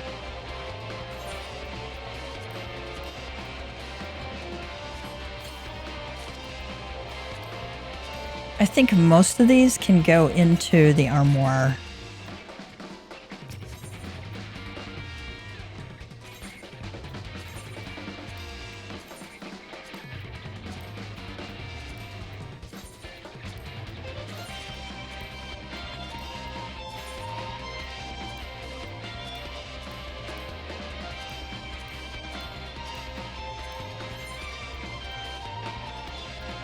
I guess the rest of these have to go in the glamour dresser.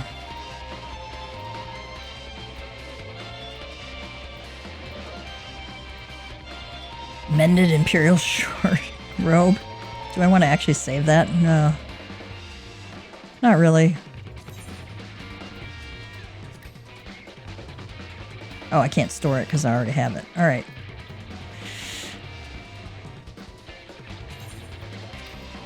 Probably in a later date, they'll have more items added to the outfit.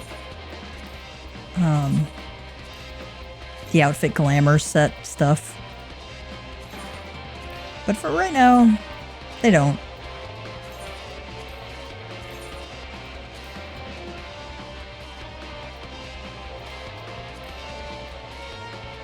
Seeing if anything else can go in there.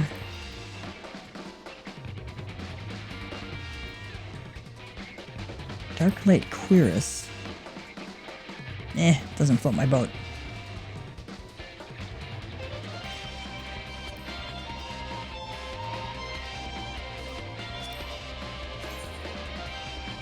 Oh, I had clambered over that one already. Okay.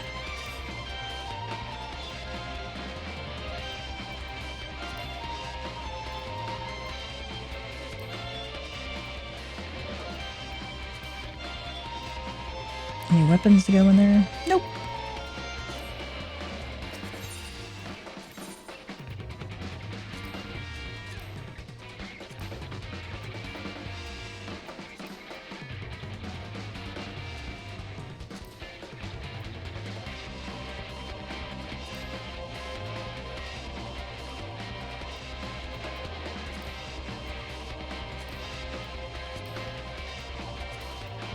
I like that particular color. The other ones, there's two sets. One's dark and this one's like a more aqua kind of blue. It just looks really, really cool.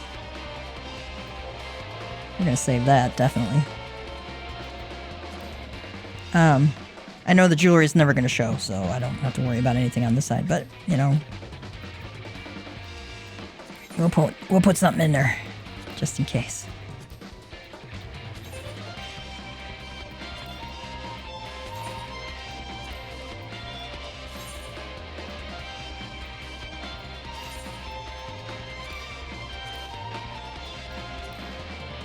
Do Bard one now. See what that outfit looks like. Not Viper. Bard. Thank you. I'll probably never wear the hat because you can't see his face at all.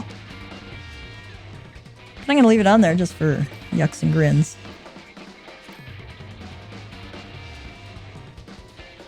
Okay, that's kind of weird looking. It's very pink and I don't see Gav as a pink kind of guy.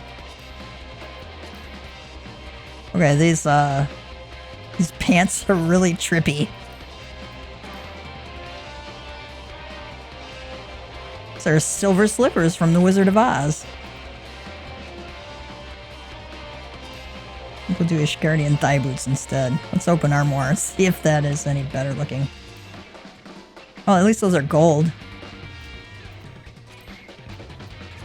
Coral tights? Oh god.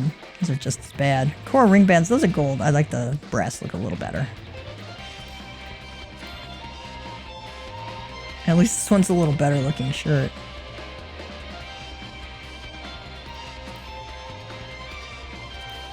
Oh, two colors. Okay. I like the blue one better. But I'm not gonna save these because they're ungodly ugly. Yes, discard all the changes. I think I'm going to put the armbands on him, though. The coral ring bands. Yeah, those look pretty cool.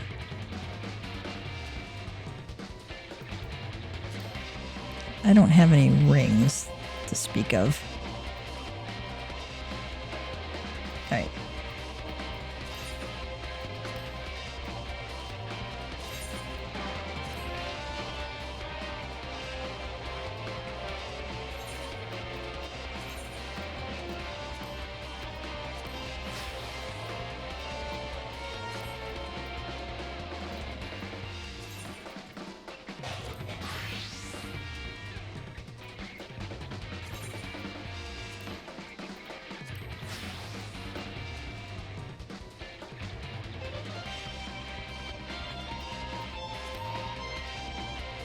That's a pretty good looking outfit there.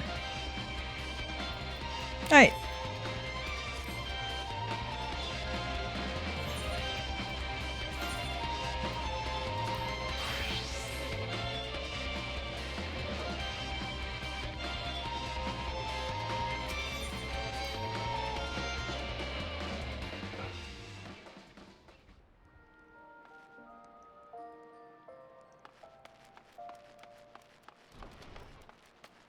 Oop, wrong way.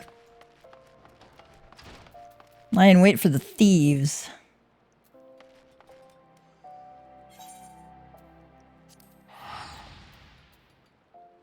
Just quick travel back to Horizon.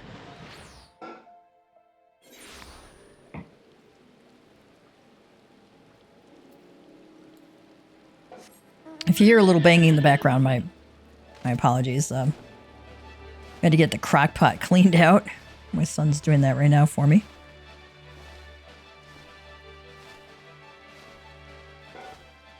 In fact, I'm going to do this quest real quick, and as soon as he has that done, I am going to get the roast started real quick.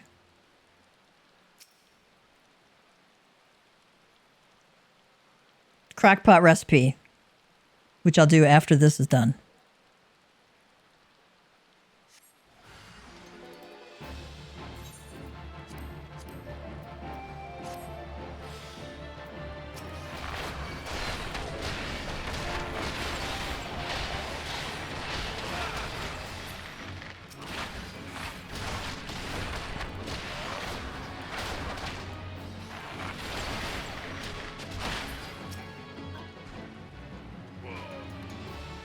That was a delayed death.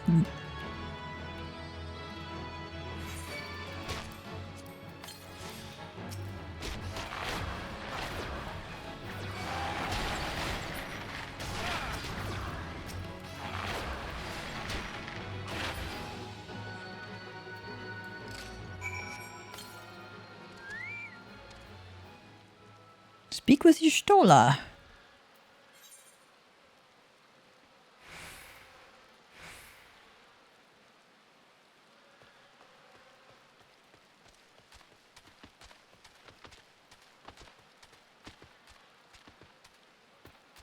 Oh, crockpot pot roast. You get 1 pot roast. You get a packet of Lipton onion soup mix, the dry one. I've also used a couple of packets of Goya seasoning. Depends how big your roast is. And then I throw some whatever leftover vegetables we've been storing in the freezer in there, and a bag of cut up washed baby carrots and some cut up onions. And you just let it go for, 6 to 8 hours-ish on low heat, or maybe like 4 to 6 hours on the high setting. And it's like falling apart tender and fantastic. So you get it. Mama Cat Gamer gives out recipes now and then.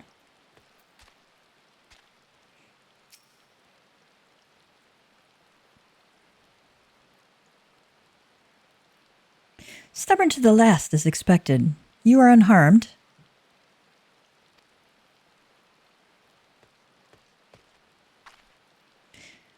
A gang of sea-wolf thieves, and in Thanalan, no less. I suppose there's a first time for everything, especially considering that it's a desert in Thanalan.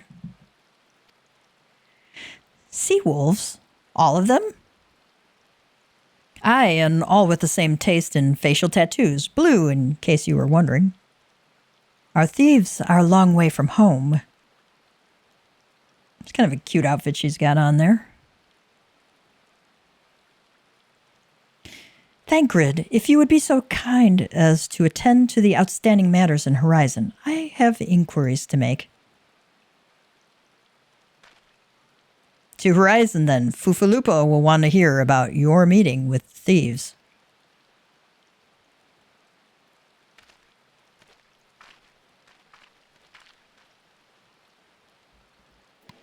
All right. Well, we ended up with doing with crockpot roast.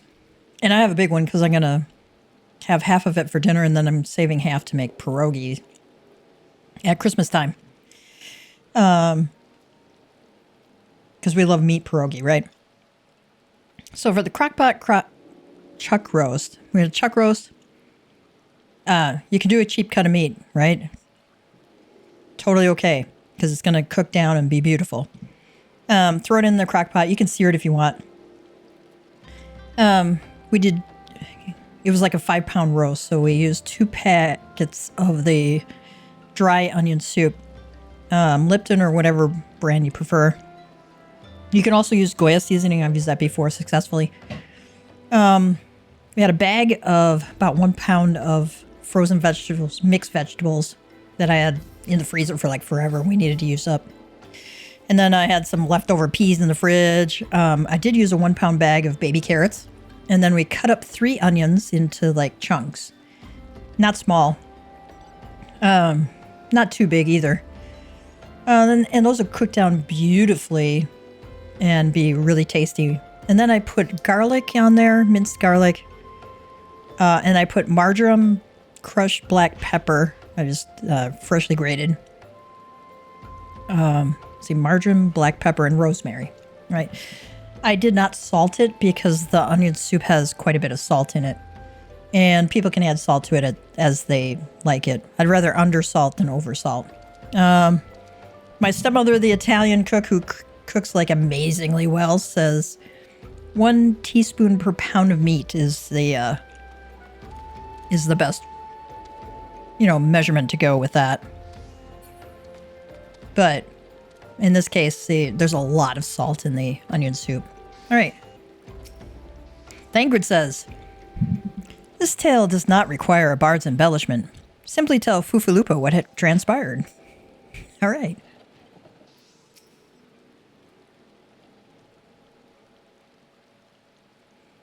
On behalf of the Brass Blades of the Rose, I thank you for your service to Horizon. But we have not been idle. While you were afield, we succeeded in identifying the traitor within our ranks.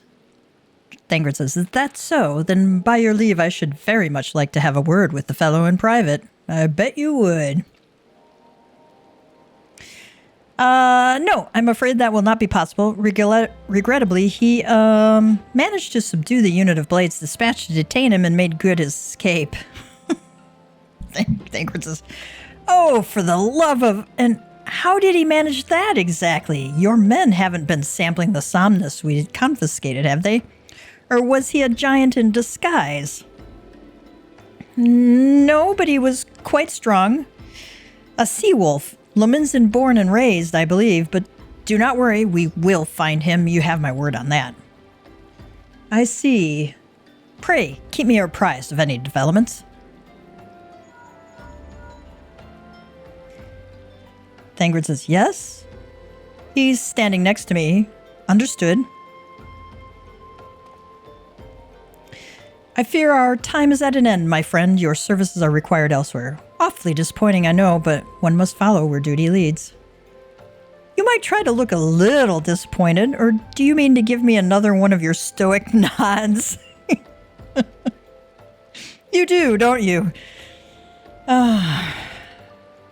There we go. There's our stoic nod.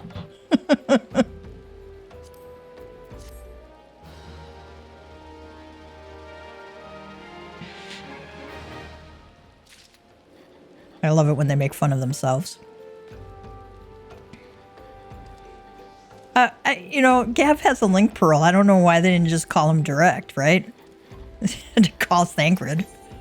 Probably so he could give us these hilarious lines. Okay.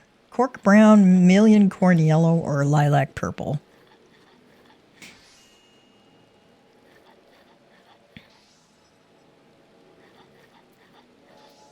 Thancred has information on your next assignment.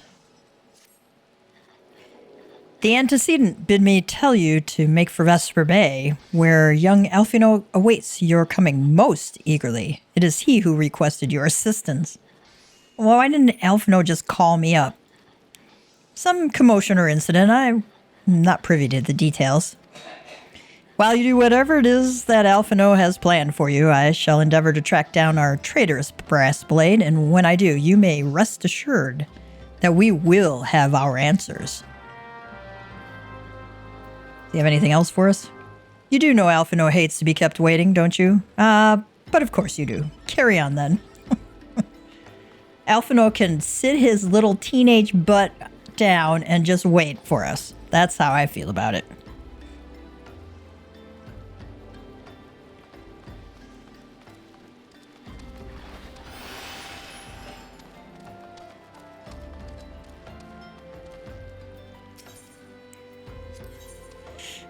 Do we need any repairs?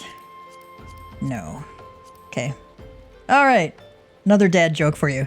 Why did the can crusher quit her job? It was soda pressing. Yeah, that one is bad.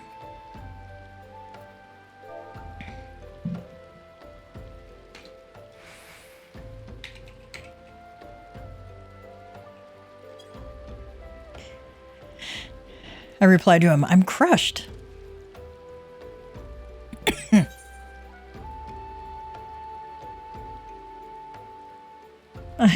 Instead of flying, I'm just gonna use my Ether or Vesper Bay tickets. We got like 80 of them left still.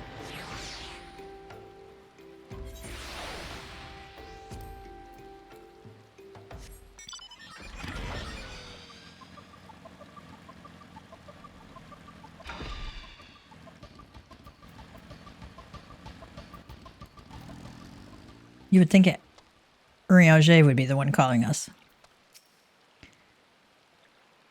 You are late. Well, screw you, kid. You are late. No matter. I know where our visitors are headed, and from what I have been able to gather, this vessel belongs to a band of Domans who seek an audience with the Sultana. You are familiar with Doma, yes? In Othard? It's just like sounding like... You have studied geography, haven't you? Well, like the rest of the nations of the Eastern Continent, it is ruled by the Garlean Empire, so he thinks we have not studied any kind of geography. Given our visitors' unannounced arrival, as well as the state of their ship, I suspect they did not leave their homeland under the best circumstances. Needless to say, I should be very interested to hear their tale and, more importantly, what they know of the current state of affairs in the Empire. Such information could prove most useful.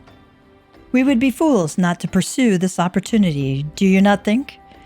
Come with me to Ul'dah, Gav, unless I am mistaken, and I am rarely mistaken. We will find the Domans bickering with a sultan sworn on the royal promenade. You are uncertain of your role in the proceedings? Insurance. If our guests are not themselves Imperial agents, it seems fair to assume that they may be being pursued by some. And if not, who better than you to have an on hand in the event of an unforeseen diplomatic incident? Besides, I do so enjoy your sparkling repartee. Satisfied? Good. I shall see you in Ul'dah. My sparkling head nod.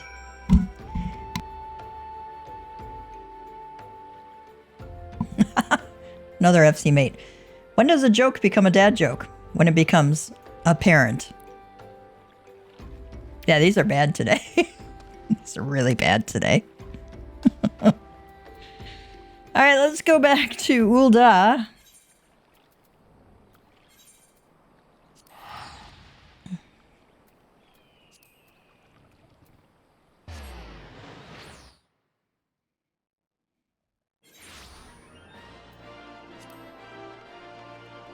Yesterday I spent a lot of the day figuring out how to add sound clips to a video. So I was checking up things on DaVinci Resolve because I wanted to make a solo duty school video. Because there were times when I had to go look up guides and videos on solo duties. Icy Veins is, I think it's Icy Veins. No, Thonky, THONKY.com. If you ever are lost on a solo duty and you just need a quick description of it and it's not in the Final Fantasy XIV wiki, the console wiki version, if it's not in that, Thonky.com has a list of solo duties and it gives you a quick explanation on each phase, what's going to happen and what you can do. It's a great cheat sheet. I found it when I was having just horrible trouble with some solo duty, a couple of years back. And it's saved my butt a few times. Oh my goodness, The Way of the Samurai, The Rise and Fall of Gentlemen, Peace for Thanalan, Corpse Groom, The Mother of Exiles. Good lord, they have a lot of here.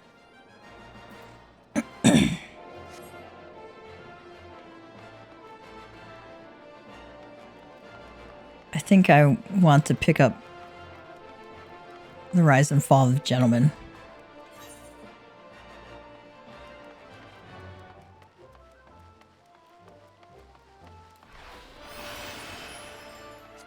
while we're here. Wyman, my friend. An old acquaintance of Wyman is at wit's end, and the businessman would have you help her. I hear you've been busy as a bee, Gav. Seems half the whispers that come my way relate to your comings and goings. Being the active type you are, I reckon you'd be interested in investigating some queer rumors, am I right? But before that, let me ask, ever heard of a man named Hildebrand? Have you heard of Hildebrand before? Oh, let's say no and see what he says. To hear him tell it, he was Eorzea's greatest and most famous inspector. Still, can't say I'm surprised you don't know him. To his credit, Hildebrand and his assistant had a knack for showing up when something shady was afoot. As for sussing out the culprits, well, he had his moments, though I hesitate to give him sole credit. And he wrote 5 years ago, he gets it in his head that he's cracked the code of Mazeia's 7th verse. Dalamud, the calamity. All of it can be stopped, he says, so long as he finds the hero of prophecy. And wouldn't you know it, the hero was Hildebrand himself. Yeah, sure. So he flies off towards Dalamud. Aye, that's right, he flew. Launches himself straight into the air somehow, ridiculous as it sounds. Of course, it's only logical that he's got to come back down. Though it was only recently that we found his body. I had reason for bringing this up. Right. So Nashu, Hildebrand's erstwhile assistant, has since become an inspector in her own right. At present, she's investigating the queer rumors I mentioned earlier. She's a sweet lass, a bit daft, but sweet nonetheless. So when I hear she's at wit's end, I want to help. Thing is, I prefer to meddle in the affairs of the live-in. Zombies are most definitely not my forte. So if you're willing, I'd be grateful if you lent her a hand. As for where to find her, she's like to visit Hildebrand's grave in the Lich Yard when she's frustrated. Try looking for her there first.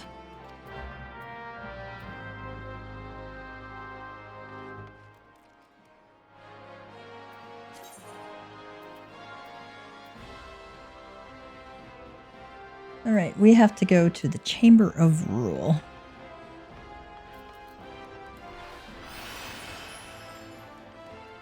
So you see Rowena's representative has tombstone gear for you. Ooh, I have cool. Oh, that's seals. I have 727 out of 2,000. That's probably enough to buy a piece again.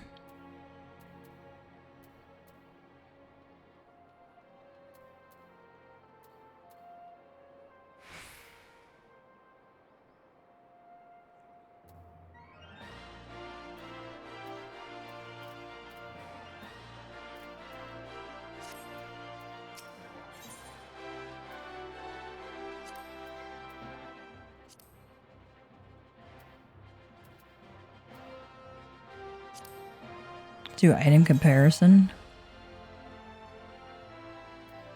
That is better. Let me see what I've got on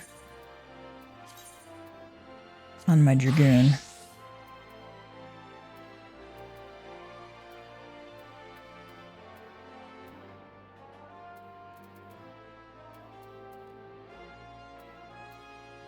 I do want to upgrade the jewelry too.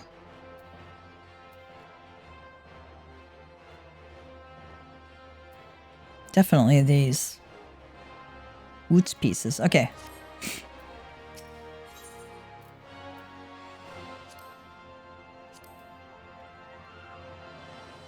Alright, the chest and legs give the most buff, or, bang for your buck. So let's get one of those.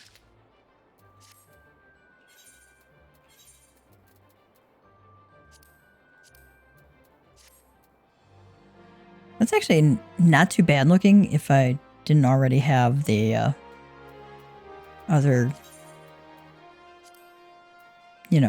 worm's mail here.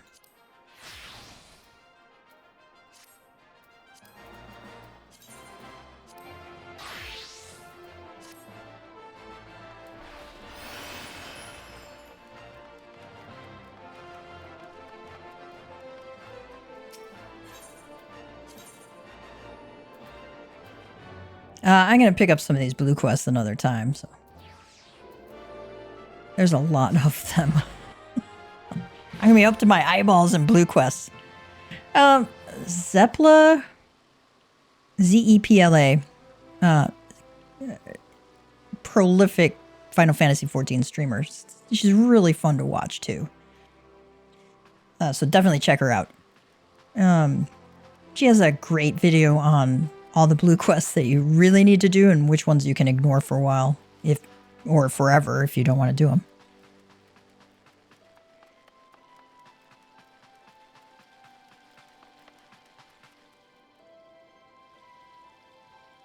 Speak with Nashu. No, wait. Mother of Exiles. Oh, refugee leader. Okay. I didn't know it was going to auto-spawn.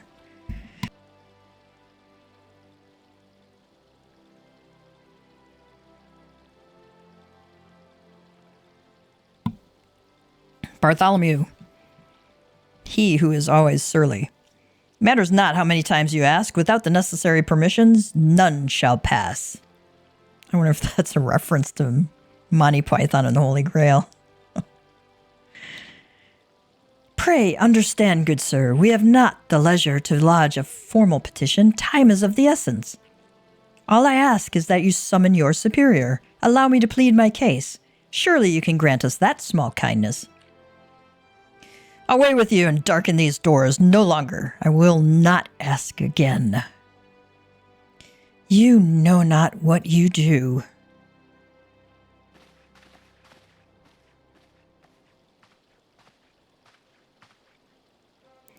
Elfino, I gather your pleas fell upon deaf ears. A loyal man with a cold heart. I know his kind well. Elfino says, I hope that you will find me more to your liking. Elfino Levier at your service. A friend. Which, I believe, makes us very nearly unique in this part of the world, at least. Few indeed are your allies in Ul'dah. Yet you will need some if you wish to endear yourselves to the wealthy and powerful. Oh, which makes me very nearly unique. Okay. Pray, join me and my associate at the quicksand. There you may explain your situation to us, and we shall see if there is aught we can do to help.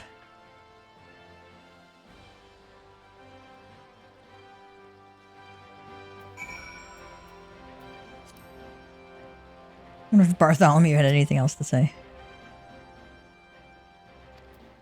Nope, he had nothing new to say.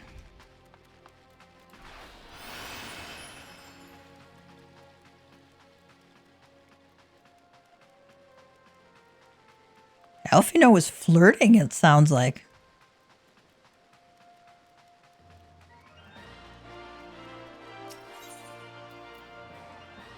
He does get less insufferable later on. I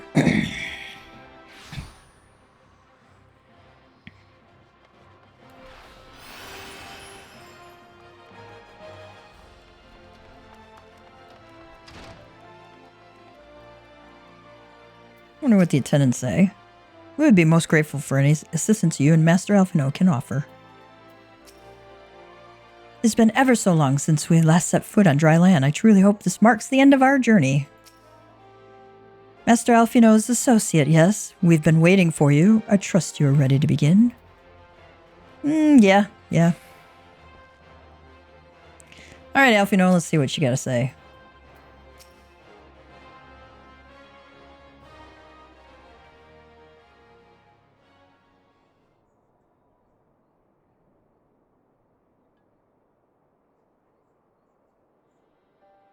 We have traveled some several thousand miles across the sea from the nation of Doma, in hopes that we might find sanctuary in these lands.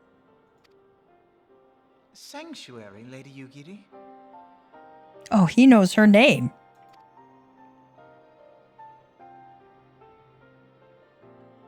Aye. Lying within Othard, Doma was under the dominion of the Garlean Empire, as I'm sure you are aware. When the War of Succession broke out in Garlemald, we espied an opportunity to free ourselves from the yoke of imperial oppression and took up arms. only to be crushed. And so I gathered what few domans escaped the reckoning and guided them hither to your shores. A war of succession?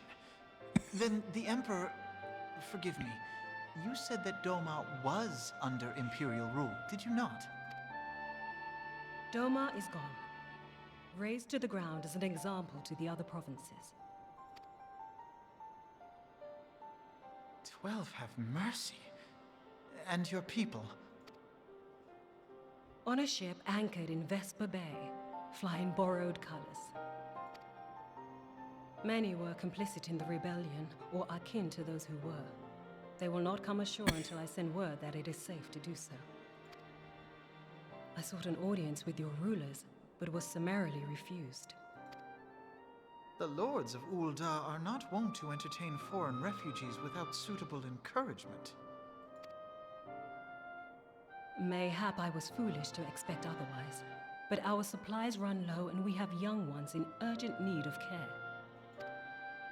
I have seen the tents outside the gates, however. We are not the first to seek asylum, nor will we be the last. Be that as it may, Ul'dah is no friend to Garlemald.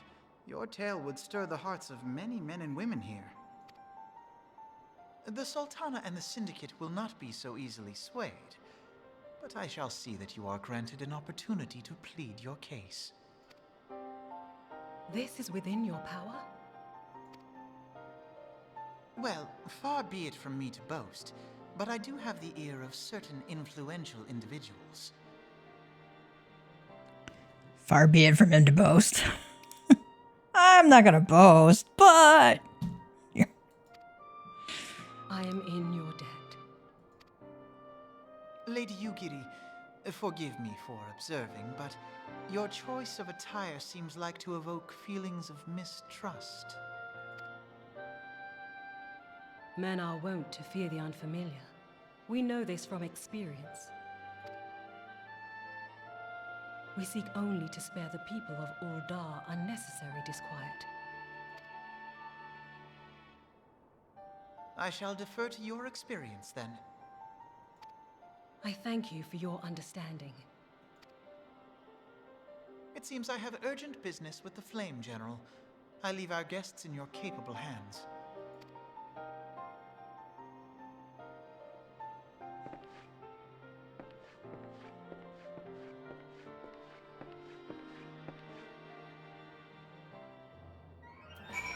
All right.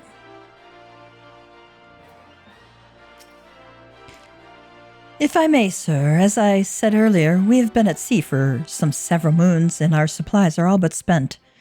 I have not the heart to repeat the tales of our tribulations, nor would it please you to listen to them, I think. Suffice it to say, however, sacrifices have been made. Though it shames me to beg for more when you have already offered so much, desperation compels me. Gentle sir, if you or your associates could spare any provisions, anything at all, it would go a long way to lessen the suffering of my people. All right, to speak with Momodi. Hells, why didn't you say so sooner, Gav? Course I'll help. You couldn't have picked a better day, to tell the truth. A wealthy merchant and his entourage were due to have a banquet here on the morrow, see, but just sent word they can't come, meaning I've got a boatload of foodstuffs and no one to feed. Best of all, they paid for the lot in advance. Ha ha ha. Go on, call on Friduri and Catherine at the Sapphire Avenue Exchange. Tell them I said to ship the little prince's order to the Wakened Sands. Little prince.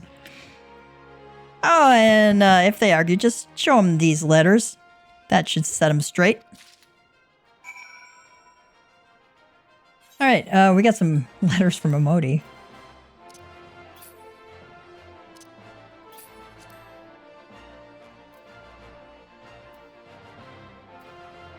Instructions penned to the quicksand by the quicksand proprietress to deliver foodstuffs to the Waking Sands. Okay.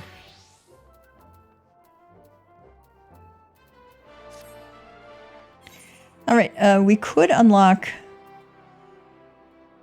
Samurai if you wanted to have another job, melee job.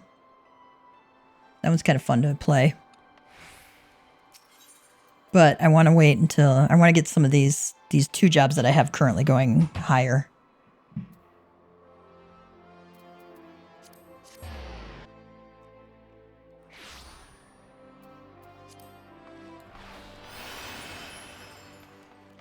Sibold, I think, unlocks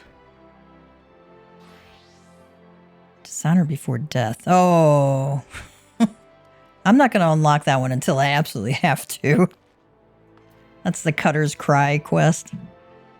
And I don't like that dungeon very much at all. It's such a pain in the neck. I will do it, because I said I would do all of the PvE quests.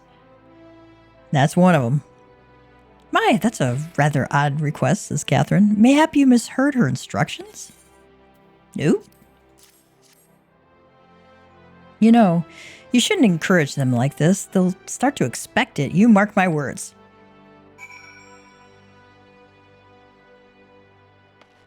They just added a whole bunch of details with the latest update. And wow, what a difference it makes. Just really cool. They had a before and after picture. Yeah. I would try and find that somewhere because you could see the difference.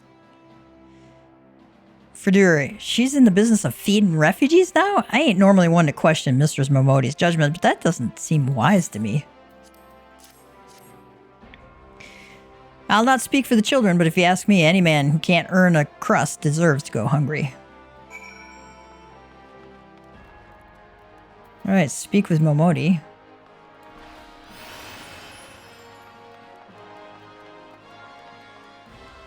So anyway, I'm going to unlock Cutter's Cry as late as I possibly can. Taking the red, that's for Red Mage.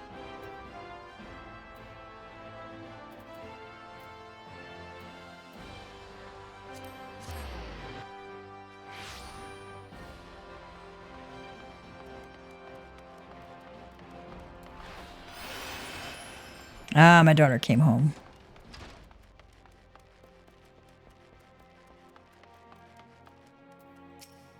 If you hear some talking in the background, that's her and hubby. Papa Cat Gamer has to talk to his daughter, which is a good thing. They didn't give you any trouble, did they? Good. Now, go and tell Lady Yugiri it's all in hand. All right, let's do that.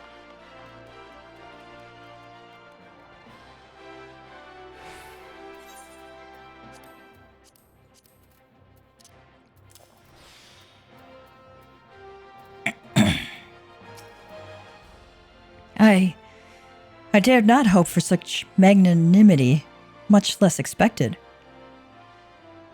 Mistress Momodi is generous indeed. I shall be sure to thank her most humbly.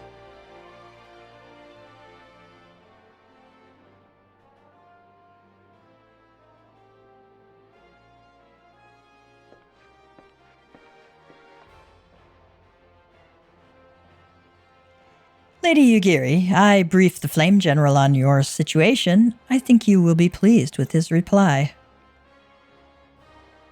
Yugiri says, we have been granted an audience. Alphino says, before the Sultana and the Syndicate both. We should return to the Royal Promenade at once.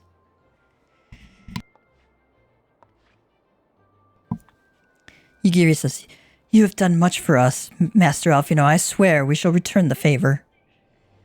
Alphino says, naught is owed, Lady Yugiri, for naught has been given. This small favor you won fairly with your words, and it is with words that you must win the favor of the Syndicate. Yugiri says, then I shall choose them with care. Alphino asks, will you will be accompanying us, yes? Good. Your presence may serve to remind the Syndicate of the true meaning of philanthropy and that nothing so unpalatable will be required of them, assuming the Domans are willing to earn their keep. Come, the Flame General awaits us on the Royal Promenade.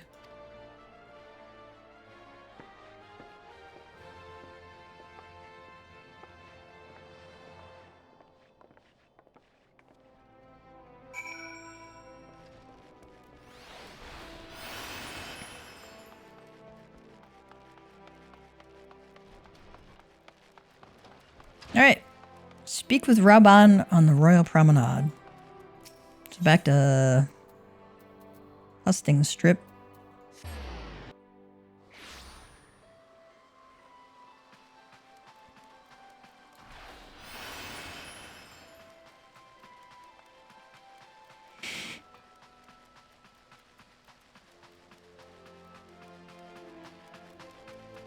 Let's see what Alfino has to say. We must take pains to illustrate how accepting the Domans would benefit Ul'dah. Only then might the Syndicate be swayed.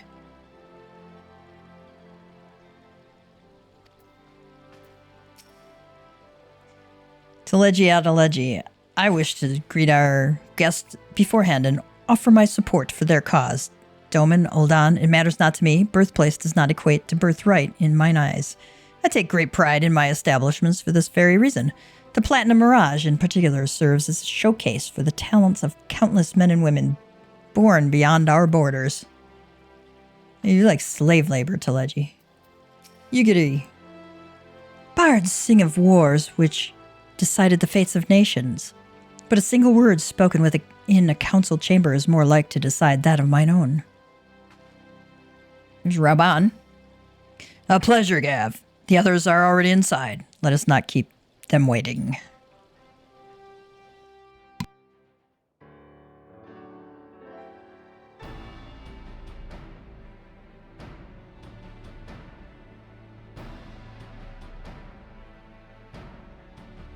I, Yugiri of Doma, am honored to meet you at last, Your Grace.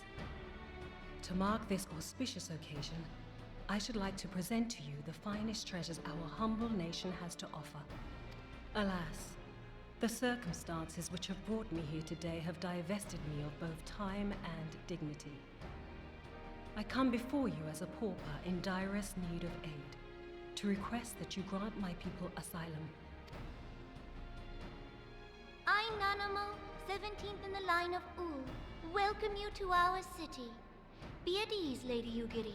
Although I myself have heard the tale of your misfortune, I would ask that you recount it once more for the benefit of the others here present. As you wish, Your Grace. For many years, my nation, Doma, suffered under the yoke of imperial rule, and my people yearned to be free. Thus, when a war of succession broke out in Garlemald, we sought to take advantage of the chaos and reclaim our liberty.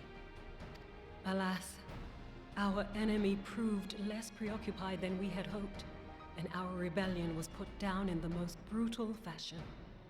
Those who survived, how many do they number? More than 200 souls huddle within the cramped confines of our own galleon's hold. Yet this figure accounts for but one of a number of ships which escaped the Purge. It is my hope that you will allow us all to dwell within your walls. Should that prove unfeasible, however, I humbly ask that you accept as many of my people as your resources allow. Pray understand, we do not beg a boon, but propose instead an arrangement. We would serve as soldiers or tradesmen until our debt is repaid. What are the Syndicate's opinions on this matter? I, for one, think it's a marvelous idea. Lady Yugiri and her people strike me as an industrious lot, and there are parts of the city which have yet to be fully restored. If they are willing to work, I see no reason not to let them. The head of the Mirage Trust is not known for his generosity. He sees profit in this. I agree. That said, these are foreign refugees. To admit them would require a formal resolution. Shall we call a vote?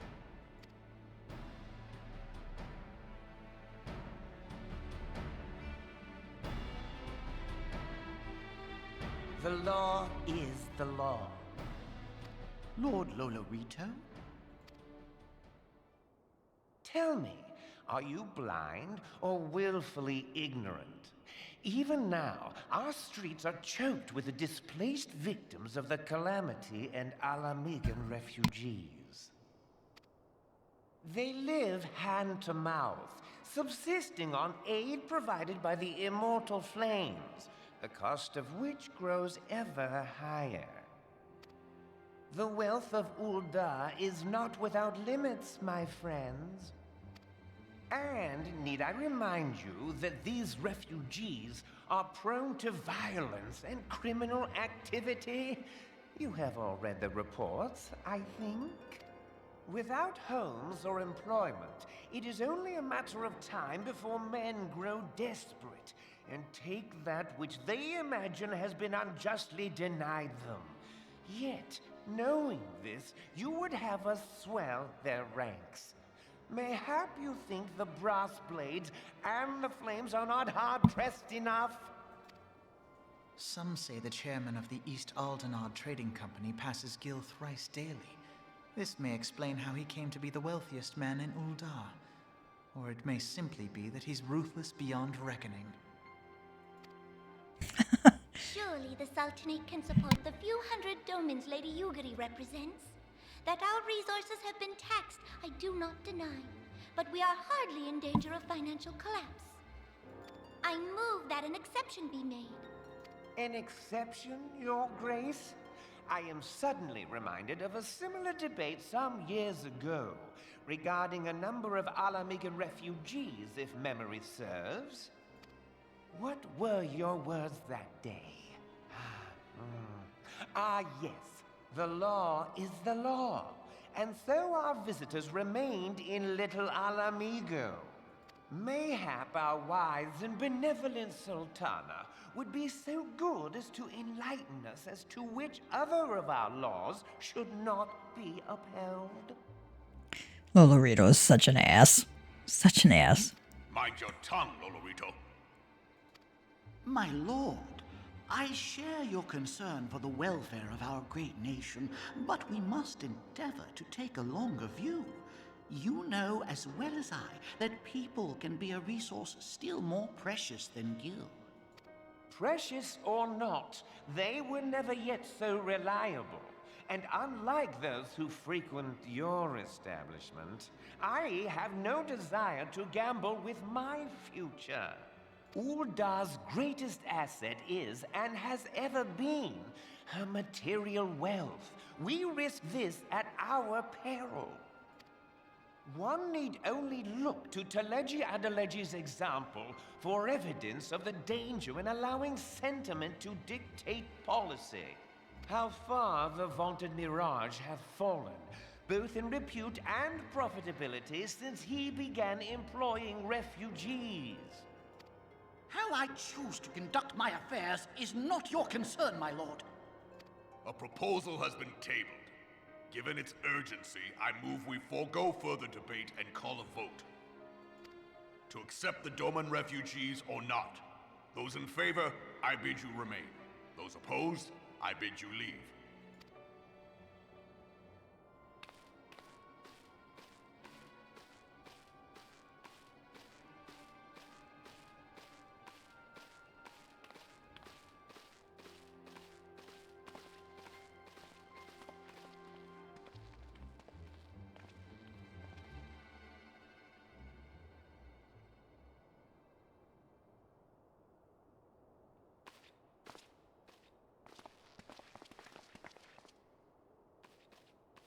Would that it were within my power to welcome you and your people, Lady Yugiri.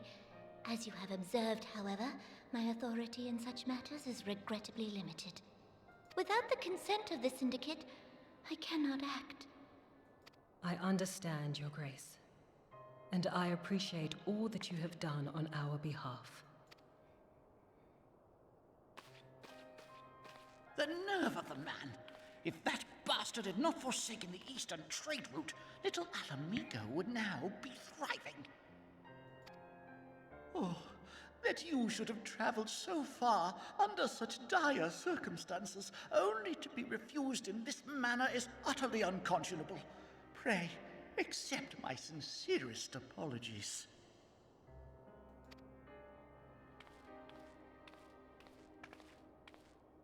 Now that the Empire no longer poses an immediate threat, they see little reason to maintain the pretense of unity. The Monitorists have grown especially defiant of late. Lord Lolorito most of all. But this is neither the time nor place for that discussion.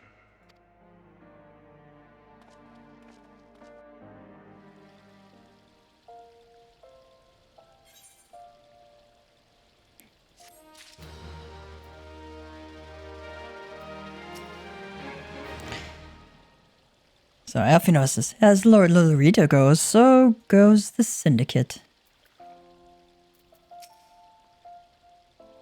It bears repeating that Lord Lolorito does not speak for the Syndicate. Well, apparently he does. The others harbor doubts, I will allow, but in time they shall see the error of their ways. Yugiri says, my people could not endure another long sea voyage, but if Ul'dah will not accept us, what choice have we? Raban would like to discuss how to handle the Doman refugees. As you observed, Lolorito is not afraid to speak his mind, nor is he like to change it. Oft have I wondered how a man so skilled at weighing the worth of things could be so incapable of seeing the value in people. Bah, I will waste no more words on him, not when the Domans are yet in need of aid. Everyone follow me to the Hall of Flames. It was Lolorito that is the ass. Teleji was okay there.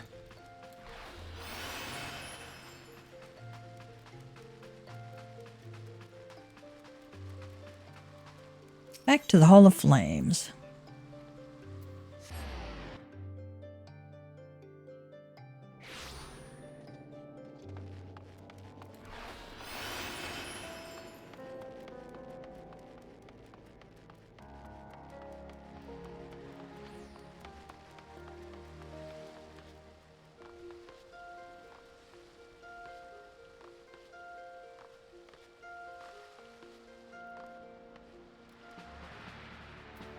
Oh yeah, we had to talk to Flame Commander here for another quest.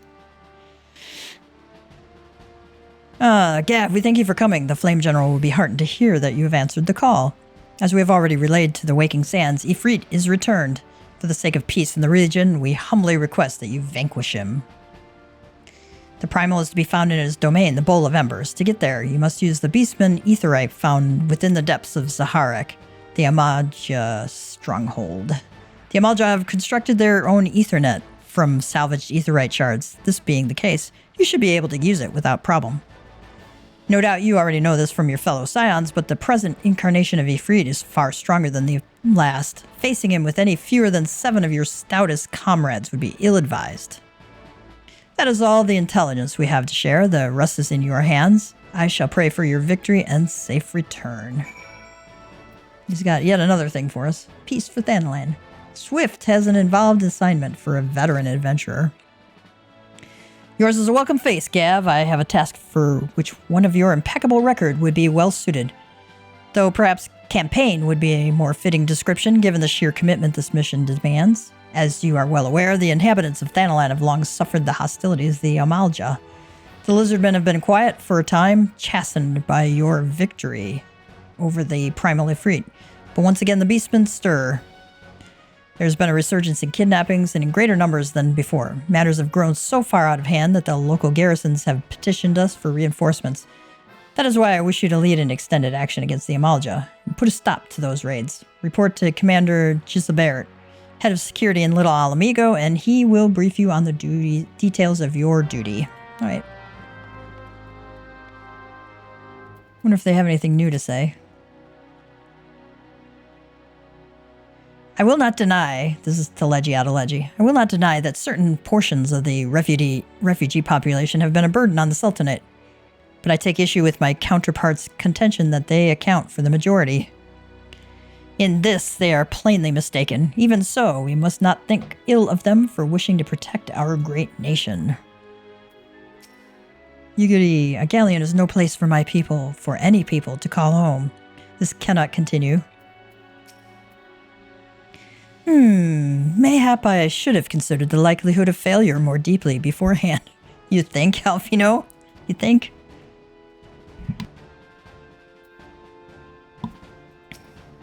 Rauban. The Syndicate has spoken, and I see no point in moving that the matter be reconsidered. The monitorists have made their position clear. Alphino says, agreed. Ul'dah is not an option. Nor are Limsa, Liminza, or Gridania, I judge, given the state of their internal affairs, which leaves our Doman friends confined to a ship. Gods, the thought of them huddled in an airless hold with no hope of better treatment. Would that I had more time to find an alternative, a place not bound by the concerns of the great nations. Ding, ding, ding, ding, ding. Hello. We know of one such place, don't we? I'm surprised he hasn't considered it yet.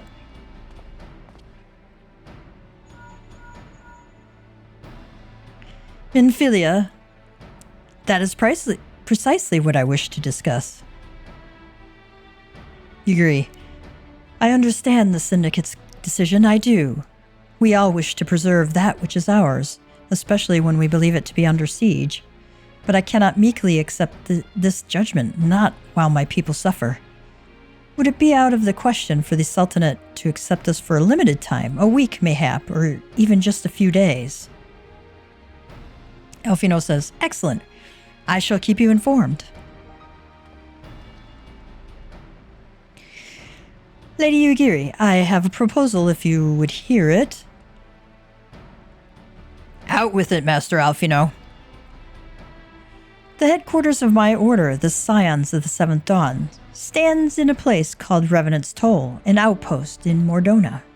Like most outposts, it's frequented by mercenaries and other men of action, and lacks the comforts of more well-established settlements. However, the leaders of Revenant's Toll have been doing their utmost to change that. To that end, they have need of able-bodied individuals willing to work as frontier hands, hard labor, lest you doubt, with naught save food and shelter by way of reward. Rauban says, terms not unlike those which you yourself proposed, Lady Yugiri.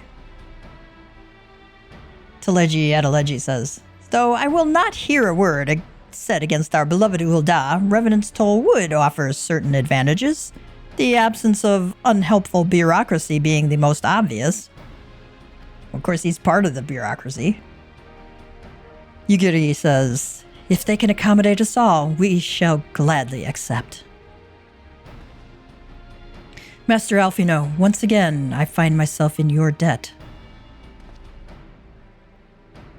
Alphino says, pray, do not thank me, my lady. The life your people go to is one of hard labor and few comforts, as I told you.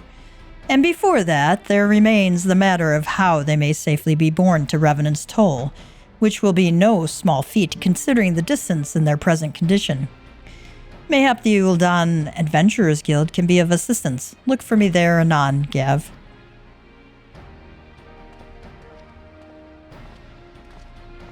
Rauban says, Lady Yugiri, if you and your people would accompany me, we may discuss what aid the Immortal Flames can provide.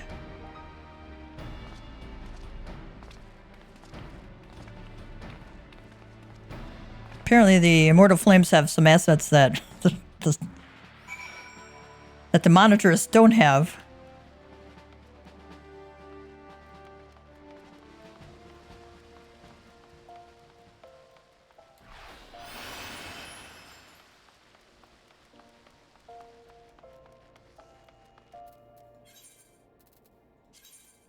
All right. Back to the quicksand.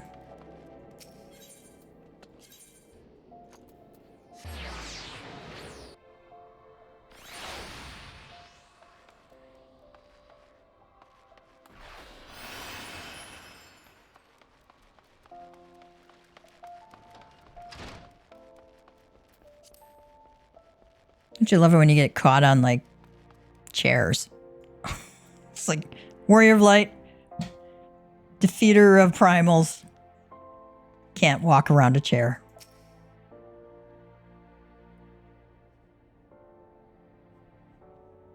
Alphino says, we are concerned that the Doman refugees may find the journey to Revenant's Toll too much to bear.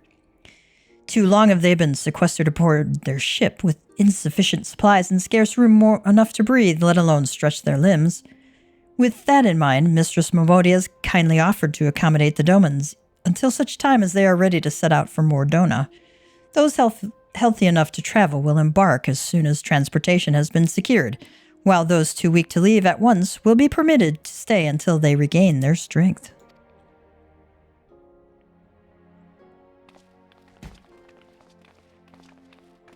Gotta wave back at her. What news, says Raban. Elfino says, transportation remains our greatest obstacle, General. Is there aught the Immortal Flames can do? I fear that exceeds our mandate. Were it a smaller number, mayhap it would go unnoticed. But the Syndicate will not bear the cost of escorting more than 200 Domans to Mordona. Teleji Adeleji says, when government fails to act, the responsibility falls to us private citizens. I will engage the services of the 77 caravans on the Doman's behalf. Raban says, very well. We should begin contract negotiations at once. Your generosity is most welcome, my lord. That might have been Elfino who said that. Teleji says, after all that has befallen these good people, it is the least I can do. Come what may, you shall ever have a friend in Ul'dah, Lady Yugiri. And you in Revenant's toll, my lord.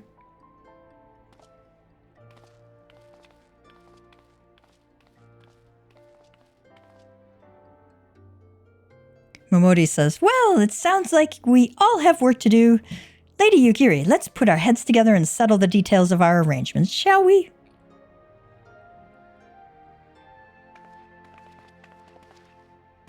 Elfino, I would entrust the task of escorting our Doman friends to you, after you have rested your own road-weary legs, of course. What say you?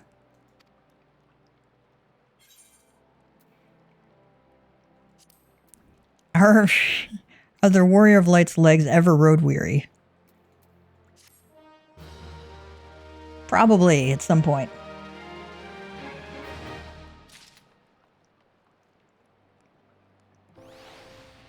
Ooh, that's a nice bow. I wonder what it is. Oh, he's zipped out before I could do an examination. Somebody might be able to tell me in the comments. Elfino has a mind to send you to Vesper Bay. It's like, can't we just call him on our link pearl? As we speak, the Domans prepare for departure at Vesper Bay, wherefrom they will be transported by carriage to Ul'dah. That said, this has all been decided rather suddenly, and it would not surprise me if the refugees required some assistance in coordinating their preparations. Giev, I would have you return to Vesper Bay and facilitate the process through tasks great and small. In short, whatever must needs be done, do it. Speak with a man named Hozan when you arrive. As Lady Yugiri tells it, he has been designated the leader of the first group. I know these tasks may seem trifling at times. What you think? However, they are vital to ensuring the safety of the refugees for their pending journey. Somebody obviously thought ahead on that one. Yeah, we think it's a little boring for you to run around and do this crap.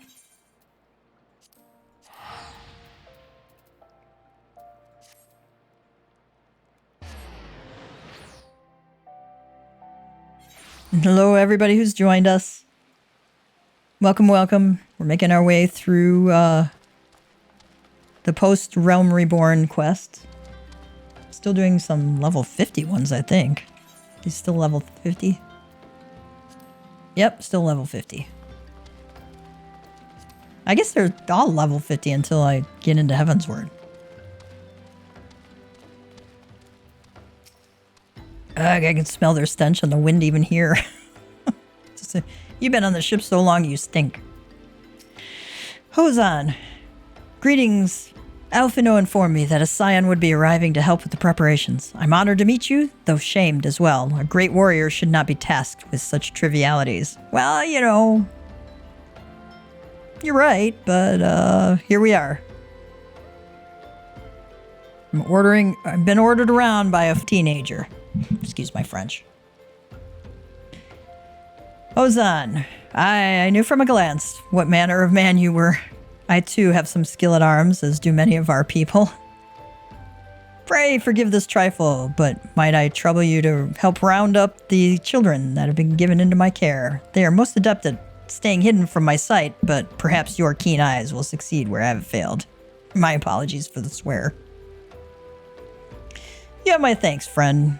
Pray seek out my son Yozan. He can tell you more.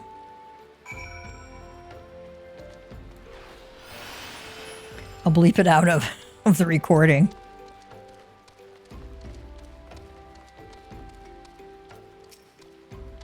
Oh, hello there. I'm Yozan, son of Hozan. Will you be coming with us to Ul'dah? I hear we're traveling by horse, bird, drawn carriage. But don't you think they're queer? Giant birds that people ride like horses? I still want to try riding one, but... What's that? You're looking for the others. Don't worry. I already told them to get ready for the carriages. I'll need your help, though.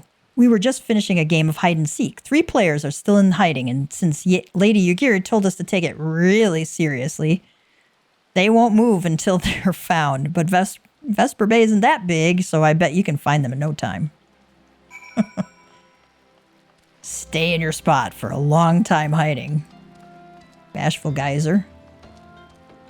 Hiding child. Hey, you're not Yozan. Who are you? I'm Koharu. Gabtia, eh?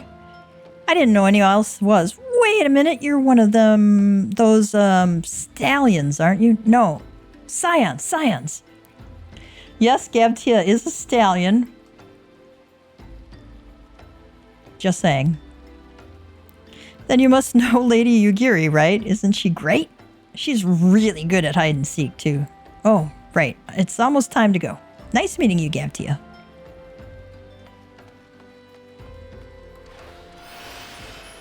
I see another little icon, flame icon over there. Are you playing? No fair. Yozan didn't say anything about adults. Huh? We get to ride a horse bird carriage?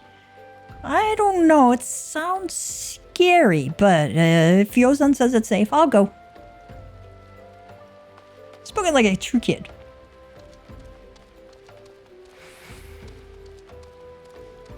I don't know if I forgot where this third child is. I think maybe up top.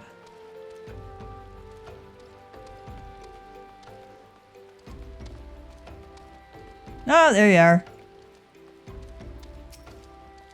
How'd you find me? Oh, I guess I need to practice more. Or maybe you're just good at this. I mean, the Garleans didn't find me. You're better than a Garlean. That's good.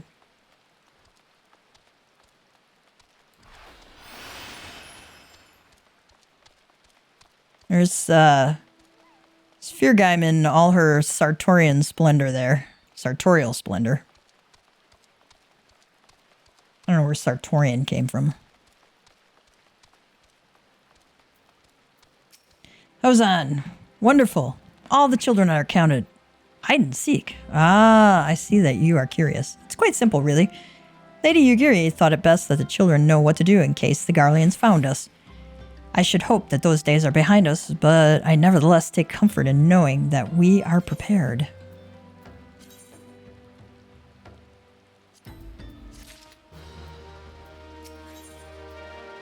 At long last, Hozan and his group are ready to leave Vesper Bay. These are item level 90, and I've got 130 on. I'll save it for retainers. The first caravan is due to depart shortly, followed by the rest at regular intervals. My family and I, including my stubborn old father, Home, will be traveling in the lead carriage together with young Koharu, whom I believe you've already met.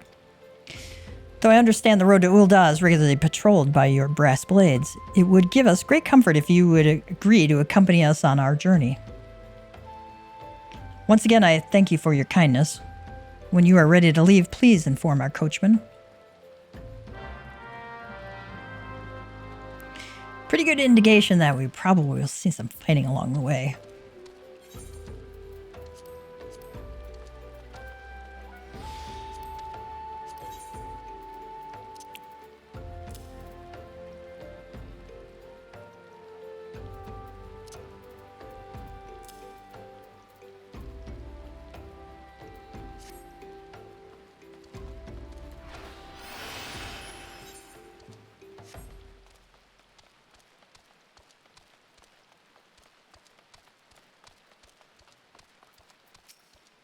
Home says, fascinating creatures. Whence did they come? Ozan. These reports of a great beast on the road to Ul'dah are most troubling. Oh, yeah. We're going to see some fighting along the way.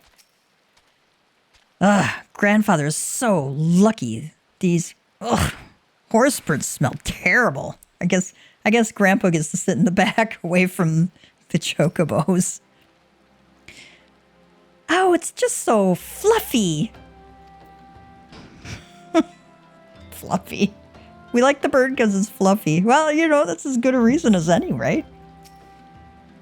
Iron Coachman. Eager to be off, are you? Well, I was meaning to have a word with you about that. Runner from the Blades says we might have a problem. Fierce-looking beastie's been sighted south of the bridge to Hammerley. Might be as someone's eyes are playing tricks on him, of course, but it don't pay to gamble in this business. Now, I know you can handle yourself in a fight, but this lot's here's another story. So I was thinking you might go on ahead and have a quick look around, make sure the area's safe like, and if you come across anything dangerous, you know what to do. When you're satisfied the way is clear, meet us outside Horizon. The Blades tell me the road there's safe, so I reckon we can make it that far on our own. Assuming the self-same bastards don't try to rob us, that is.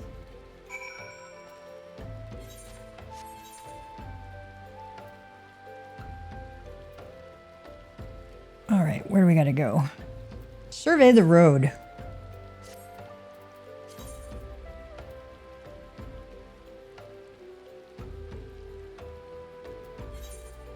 Oh, we'll just fly... teleport over there and then we'll fly south.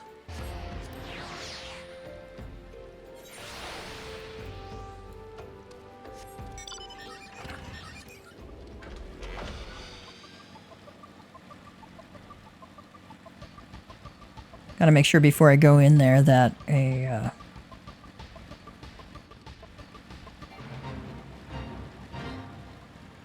I got my chocobo out. Oh, he's only got 1 minute left. Okay.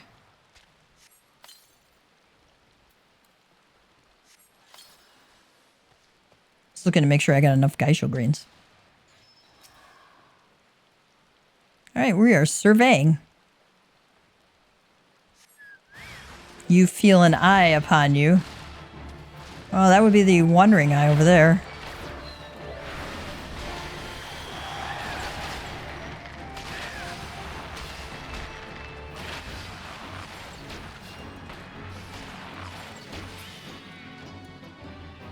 Like that. You feel an eye upon you.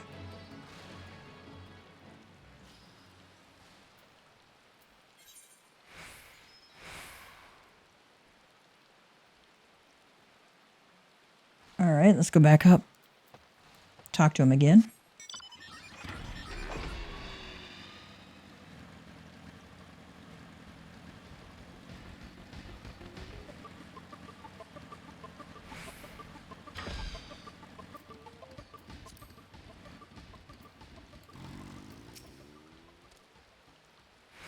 Pleases me to see you well. Come, let the coachman know we can continue onward to Ul'dah.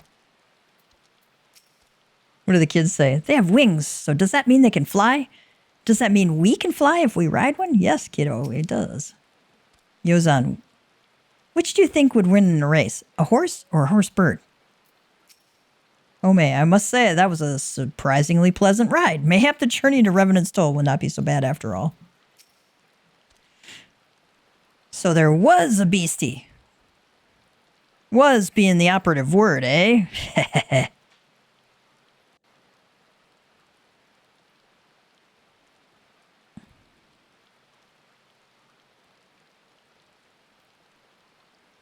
Well fought, sir. Well fought. Ah, if only I were in better health, I should have been proud to stand at your side.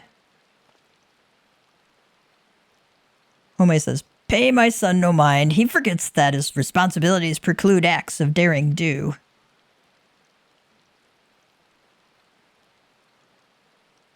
Ozan.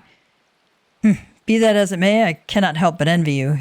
Had we been able to call upon heroes of your strength and skill in Doma, things might have been very different. Maybe not, considering who they were up against. But we cannot change the past. Those who fought and fell are forever lost to us. Home says, lost but not forgotten. Lady Yugiri's kinsmen least of all. They fought fiercest, though they knew full well it was in vain. She has every right to walk away, yet she chose to stay. Food, shelter, the promise of a better life, all this and more we owe to her. How does one even begin to repay such a debt?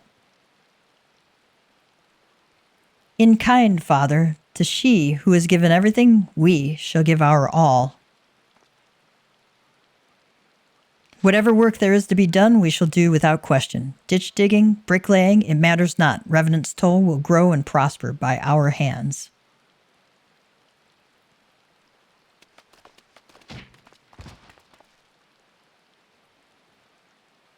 Like, what's going on? Oh, they knocked their grandfather over. Hey, Mr. Gav, Koharu and I want to know why you became an adventurer. Let's see. We can say, to gain power, to win glory, to amass a fortune, to go wither the wild rose blooms, which is the secret code word for the scions. So we're not going to say that to kids. All right, let's do to win glory. Sounds like something appropriate. Semi-appropriate to say to a kid. Glory? Ah, like bringing honor to your family, you mean? Yeah, Father always goes on about that. It's my turn now. Excuse me, Mr. Gav, I've got a question. What's Revenant's Toll like? Is it pretty? Let's see, we could say it's a bustling outpost frequented by countless adventurers. It's a bastion of civilization in a harsh and unforgiving wilderness. It is home to the Scions of the Seventh Dawn. It is a stone's throw from an imperial castrum. Do we really want to say that to kids? Sure. Let's see what it says.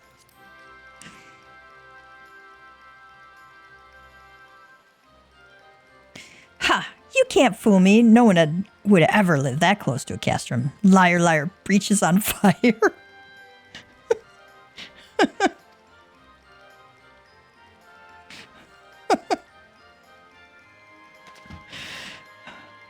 Enough, Koharu. It's my turn again. Mr. Gav, when I'm older, I want to be strong like you. What do I have to do? We could say seek out new experiences and adventures, fight ferocious beasts, train every day, buy weapons and armor from Rowena. Let's give Rowena some love.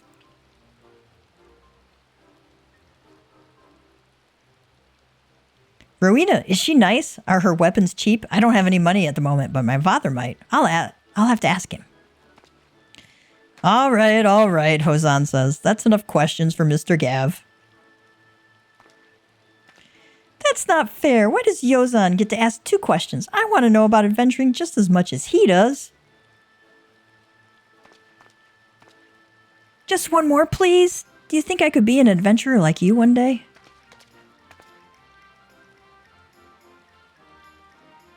Really? Then I will. Thanks for the advice, Mr. Gav. I won't forget it. I'm going to be an adventurer, too. When we get to Revenant's Toll, we'll make an adventurer's guild for Domans. We'll protect our friends and punish the wicked, just like Mr. Gav and Lady Yugiri. Yeah, just like Mr. Gav and Lady Yugiri. We can talk more about it in the carriage on the way. Will you be joining us?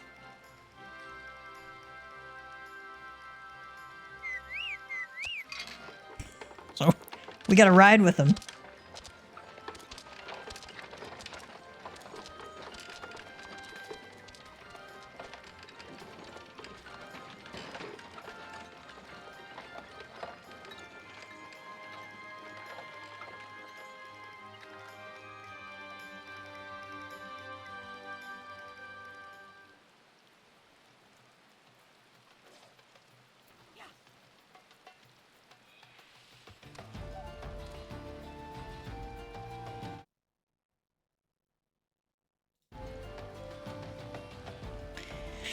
Alright, speak with Elfino at the quicksand.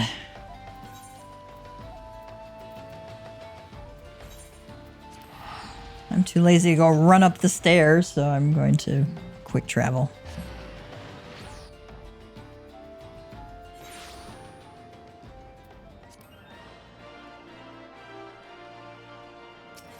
Quicksand we go, Adventurers Guild.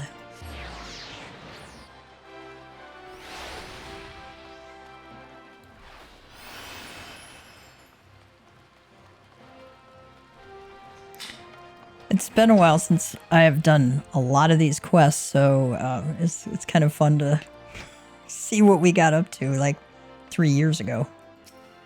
Yugiri, I pray they do not grow too accustomed to this treatment.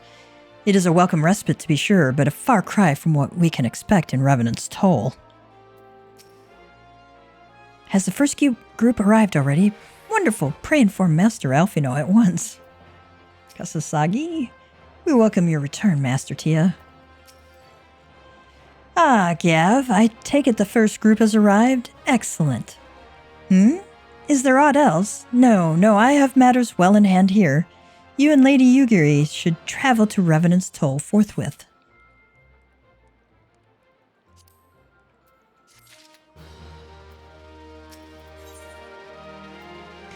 Alfino would have you and Yugiri depart for Revenant's Toll without delay.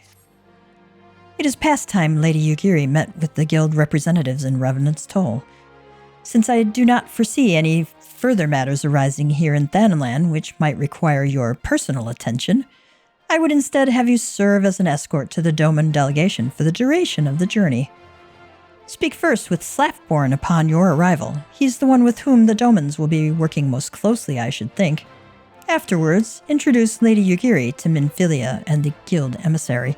If both meetings go well, the resulting ties should stand the Domans in good stead for that which is to come. Safe travels, Gav. Alright, back to Revenant's Toll we go.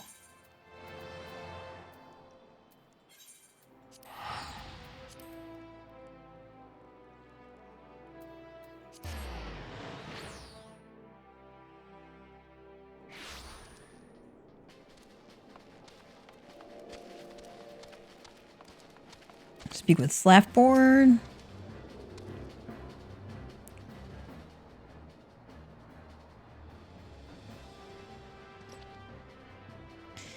And this must be the esteemed Lady Yugiri and her associates. I greet you all as friends and bid you welcome to the Toll. I hope you do not find our dearth of fineries off-putting. Poor though we may seem, we have a wealth of spirit and camaraderie to spare. You see, race and creed don't enter into it here. We welcome all sorts, provided they are willing to earn their keep, of course. Yugiri says, We are no strangers to hard work, Master Slaftborn. You may rest assured that we will carry out your orders with due diligence. Slaftborn adds, Oh, not for a moment did I doubt your commitment, my lady. Pray understand I give the same speech to all new arrivals, and you needn't bow your head or call me master either. We are both frontier hands as far as I'm concerned. As you wish, Slaftborn. May this meeting mark the beginning of a long and fruitful relationship.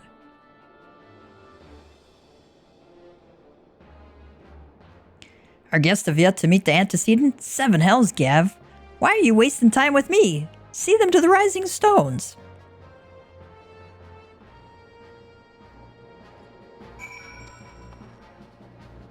Yukiri's gotta get the chocobo out of Yukiri's face there.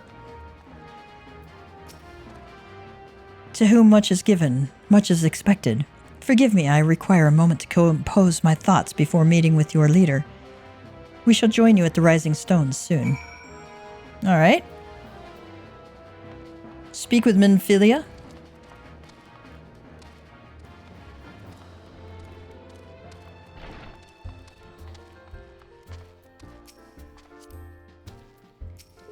Alice. Simply to die for. Alice would ask you to speak with a troubled patron. Ah, well, if it isn't Gav, just the adventurer I was hoping to see. Do you know of the blacksmith, Egenolf? He's quite an accomplished craftsman. In fact, anyone who's had dealings with Rowena is sure to have come across his creations. It's always been a pleasure to have him as a regular here at the 7th Heaven, but he's been quite irritable of late, practically drowning in his cups besides. I fear his recent work, or perhaps the lack thereof, may have something to do with it. This may seem but a trifling matter to someone as traveled as yourself, but it would mean so much to me if you would speak with him. I can think of no one better to offer him a word of or three of encouragement. Well, let's go talk to Minfilia.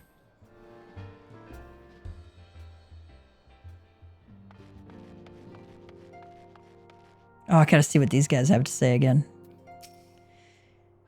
Kultane, as is the case with other distant lands, I have heard rumors of mysterious magics and martial arts. I dare not lend credence to these tales, but I cannot help but hope that some are true.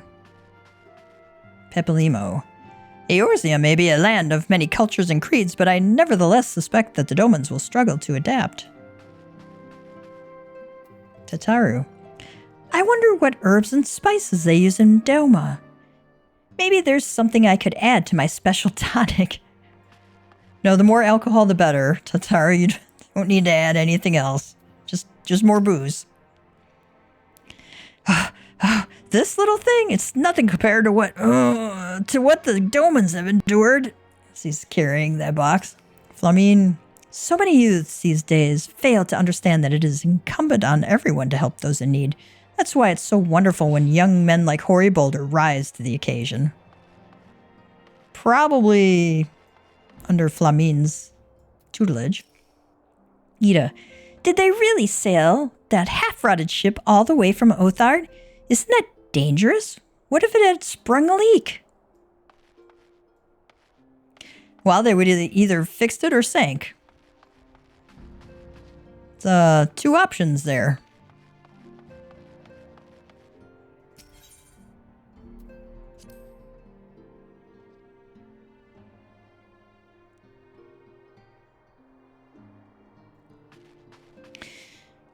All right, Minfilia.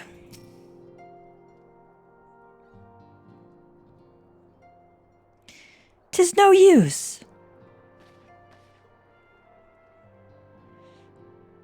Our attempts to reach the students of Baldessian continue to meet with failure.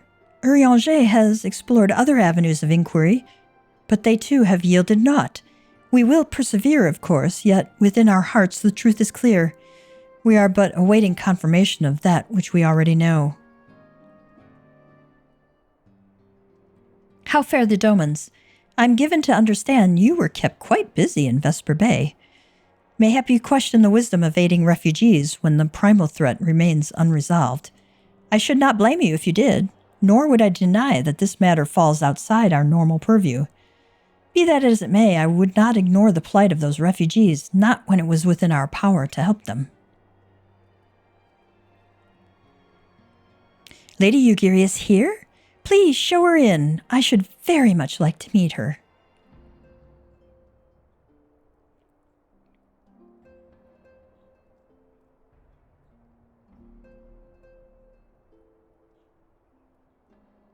We all nod.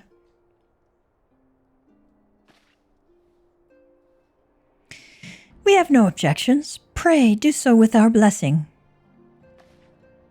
Yugiri says, "Your answer pleases me beyond words, my lady, but are you quite certain? We have no way of knowing how many might answer my summons. In the event that Revenant's toll could not accommodate us all, we would need to find an alternative solution." Minfilia said, "Should that come to pass, we will find it together." Adventurers Guild Emissary. As ever, it has been a pleasure, Antecedent. Alas, we must take our leave as the first carriages are due to arrive at any moment. Should you require aught else, pray speak with Slaftborn. Lady Yugiri, Gav?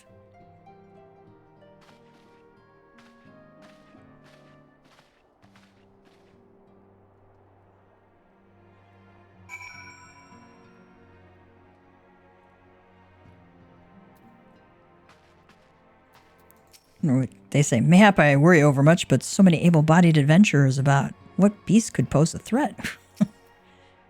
I dare not give myself to hope in full, but for the first time in many moons, I am willing to do so. Yugiri, I am amazed that none here knew of the War of Succession until we arrived.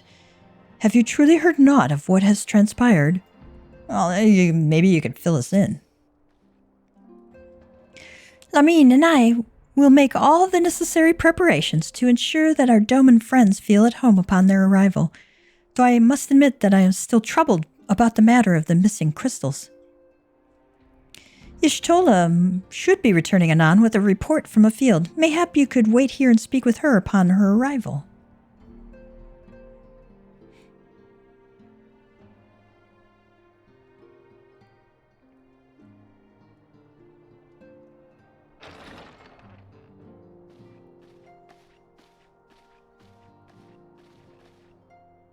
How goes the fishing? Caught anything slippery? Aye. Our suspicions were well founded. The Serpent Reavers are indeed the culprits. The plot thickens. Has there been any movement in Thanalan? It has been blessedly quiet, which is to say the Amalja are being no more or less of a nuisance than usual, summoning Ifrit with such crystals as they have hoarded. Urianger, too, reports not out of the ordinary. Then we have our explanation. Your explanation for what, pray tell? For the recent spate of crystal thefts in Thanalan, we naturally assumed that the trail would lead us back to the Amalja. Yet it did not. It led us across the sea unto Vilbrand. Vilbrand? There have been reports of increased Sahagin activity of late. Oh gods, they mean to summon Leviathan? That is the way of it, I fear. Whilst conducting our investigation on behalf of the mineral concern, we came upon evidence implicating the Serpent Reavers. With the aid of the Maelstrom, I was able to verify our suspicions. 'Tis only a matter of time before Leviathan returns to harrow the seas. But there is more. One of the Sahagin, an elder by my judgment, spoke of attaining the gift and knowledge of eternity.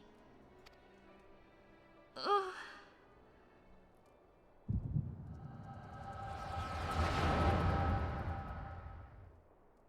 Oh, we both got the echo hitting us. Such a disturbance in the ether. If I did not know better, I should think this device defective.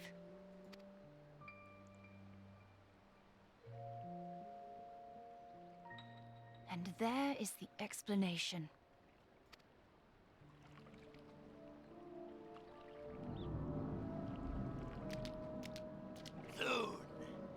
Soon it shall begin. Our Lord shall rise midst surging waves to wash away the finless ones. And I shall be granted the gift and knowledge of eternity, and with the emissary stand equal. Then shall I know no cessation, no oblivion.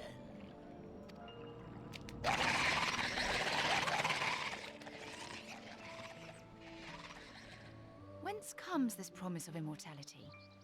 The emissary? We have outstayed our welcome.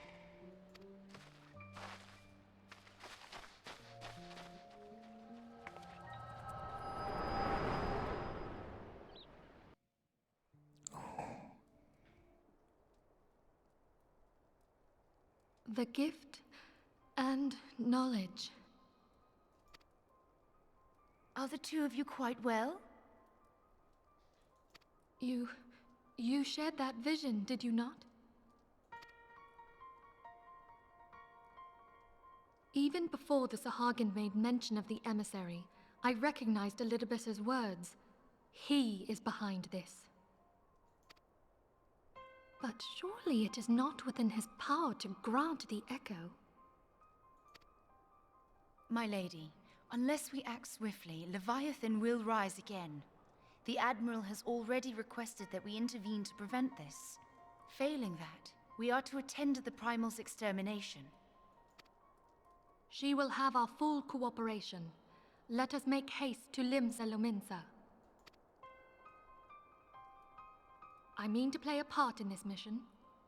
Tataru, pray, take charge in my absence. My lady, Are you sure this is wise?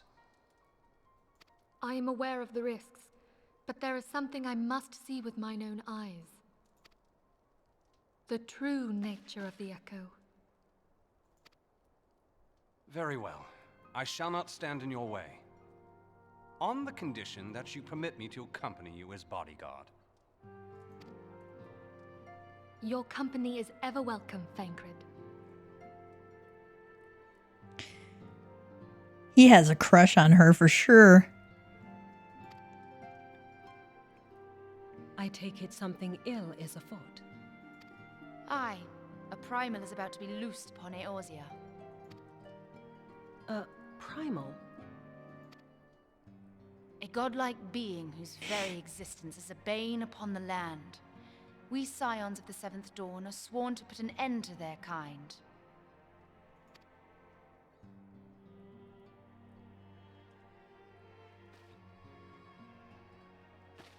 I see. Know then that I am learned in the arts of war. In return for the kindness you have shown my people, I would lend you my blade. It would be most welcome. When contending with a primal, one can never have too many able allies. If you crave a more intimate understanding of the problems facing Eorzea, this experience is like to provide it. Be sure to come well prepared.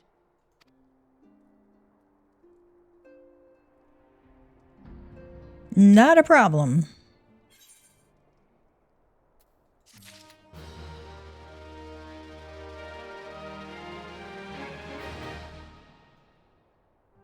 All right, Minphilia's got a quest for us.